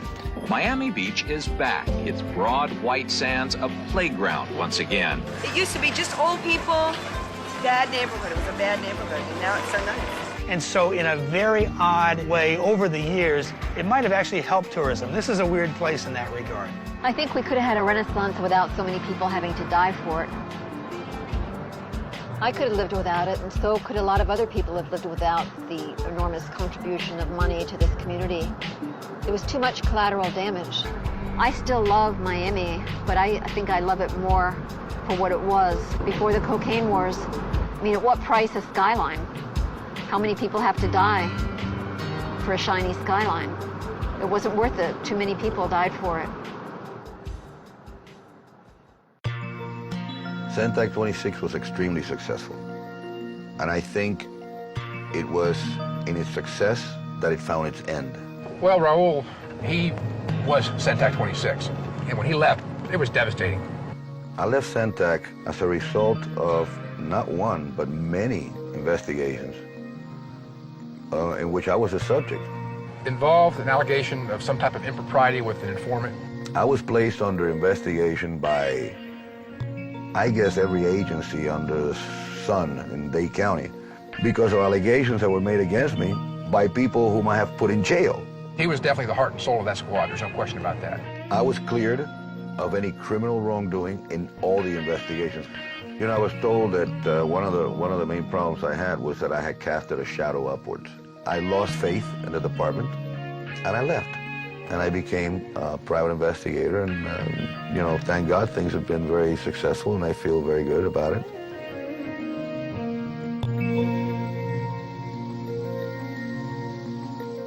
I came back here because I had to come back here. I had no choice. And when I first got out, I'll never forget, I went to the surf coma. And the first morning I woke up, I remember going to the beach. And I was laying there, and here comes this girl out of the water. And as she's walking out of the water, I see she's got no top on. And you gotta realize, I'm in jail now, 11 years or something, and I'm looking at this girl with no top on. I'm saying, my God, I got scared. I ran back to the room, and I wouldn't even come out of the room for like a day. I was so like, what happened? The whole world has changed here, you know?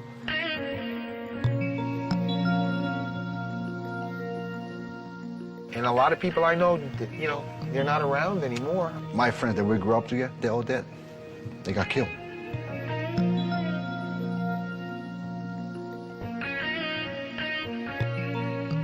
What I lost out of this thing was, of course, almost 9 years, and I'm still on paper, still having to report in.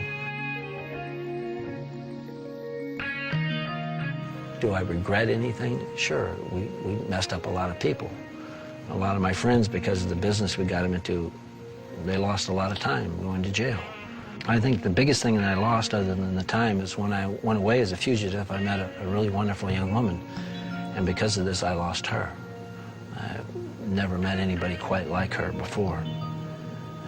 Maybe one day I'll get lucky enough to find something, but I don't know. But, that was what I missed the most. But then the other way to look at it was, I would have never met her if I hadn't had this problem. If I didn't have my son, you know, maybe I would look to ways to screw the government again. But now they're so far advanced in everything, you know, I don't want to go back to jail, so it's just, you know, it's a whole different trip now.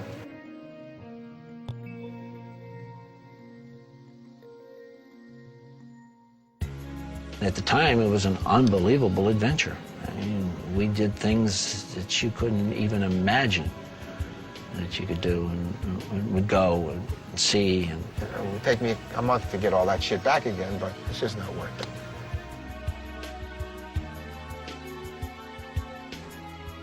Mr. Perez, you have 3 counts of first-degree murder. No bond. A lot of these Mariel criminals that were arrested in the early and mid-1980s got sentenced to 10, 15, 20 years. They're starting to get out now. Given the right provocation, who knows what he might do again. I get a call from a gentleman who wants me to polygraph somebody. We meet a few days later, and he says, aren't you Nelson Andrew? You used to be a homicide detective. And yeah. He says, you don't remember me? And I go, no. He says, I just got out of jail. I did 15 years because of you.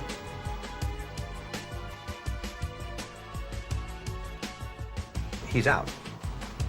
He's out. Scary. I went to Miami, I pleaded guilty to the 3 murders. A life sentence on each case to be served concurrently. I've been here ever since.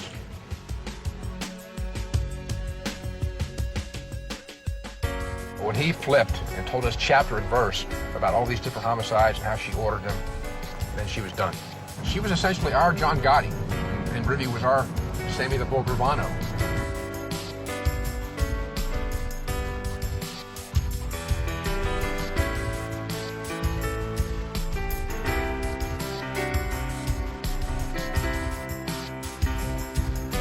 There's certainly nobody more deserving of the death penalty than she is. She should be on death row. But I take a little bit of comfort in the fact that at least until I retire, she'll still be in prison. I can't say for how much longer, but she will still be in prison as long as I'm a cop.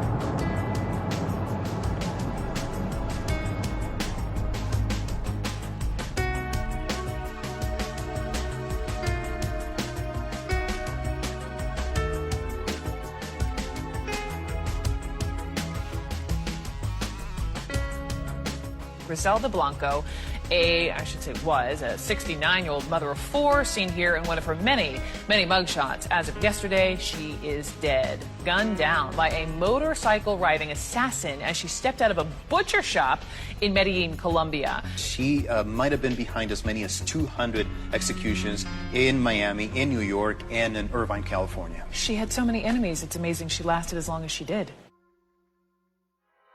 This morning, cocaine cowboys hitman George Ayala was back in court hoping to get his prison sentence reduced. The judge has denied us the ability to have a hearing on this issue as to whether or not the state attorney's office has reneged on its agreement to recommend parole for George after 25 years in prison.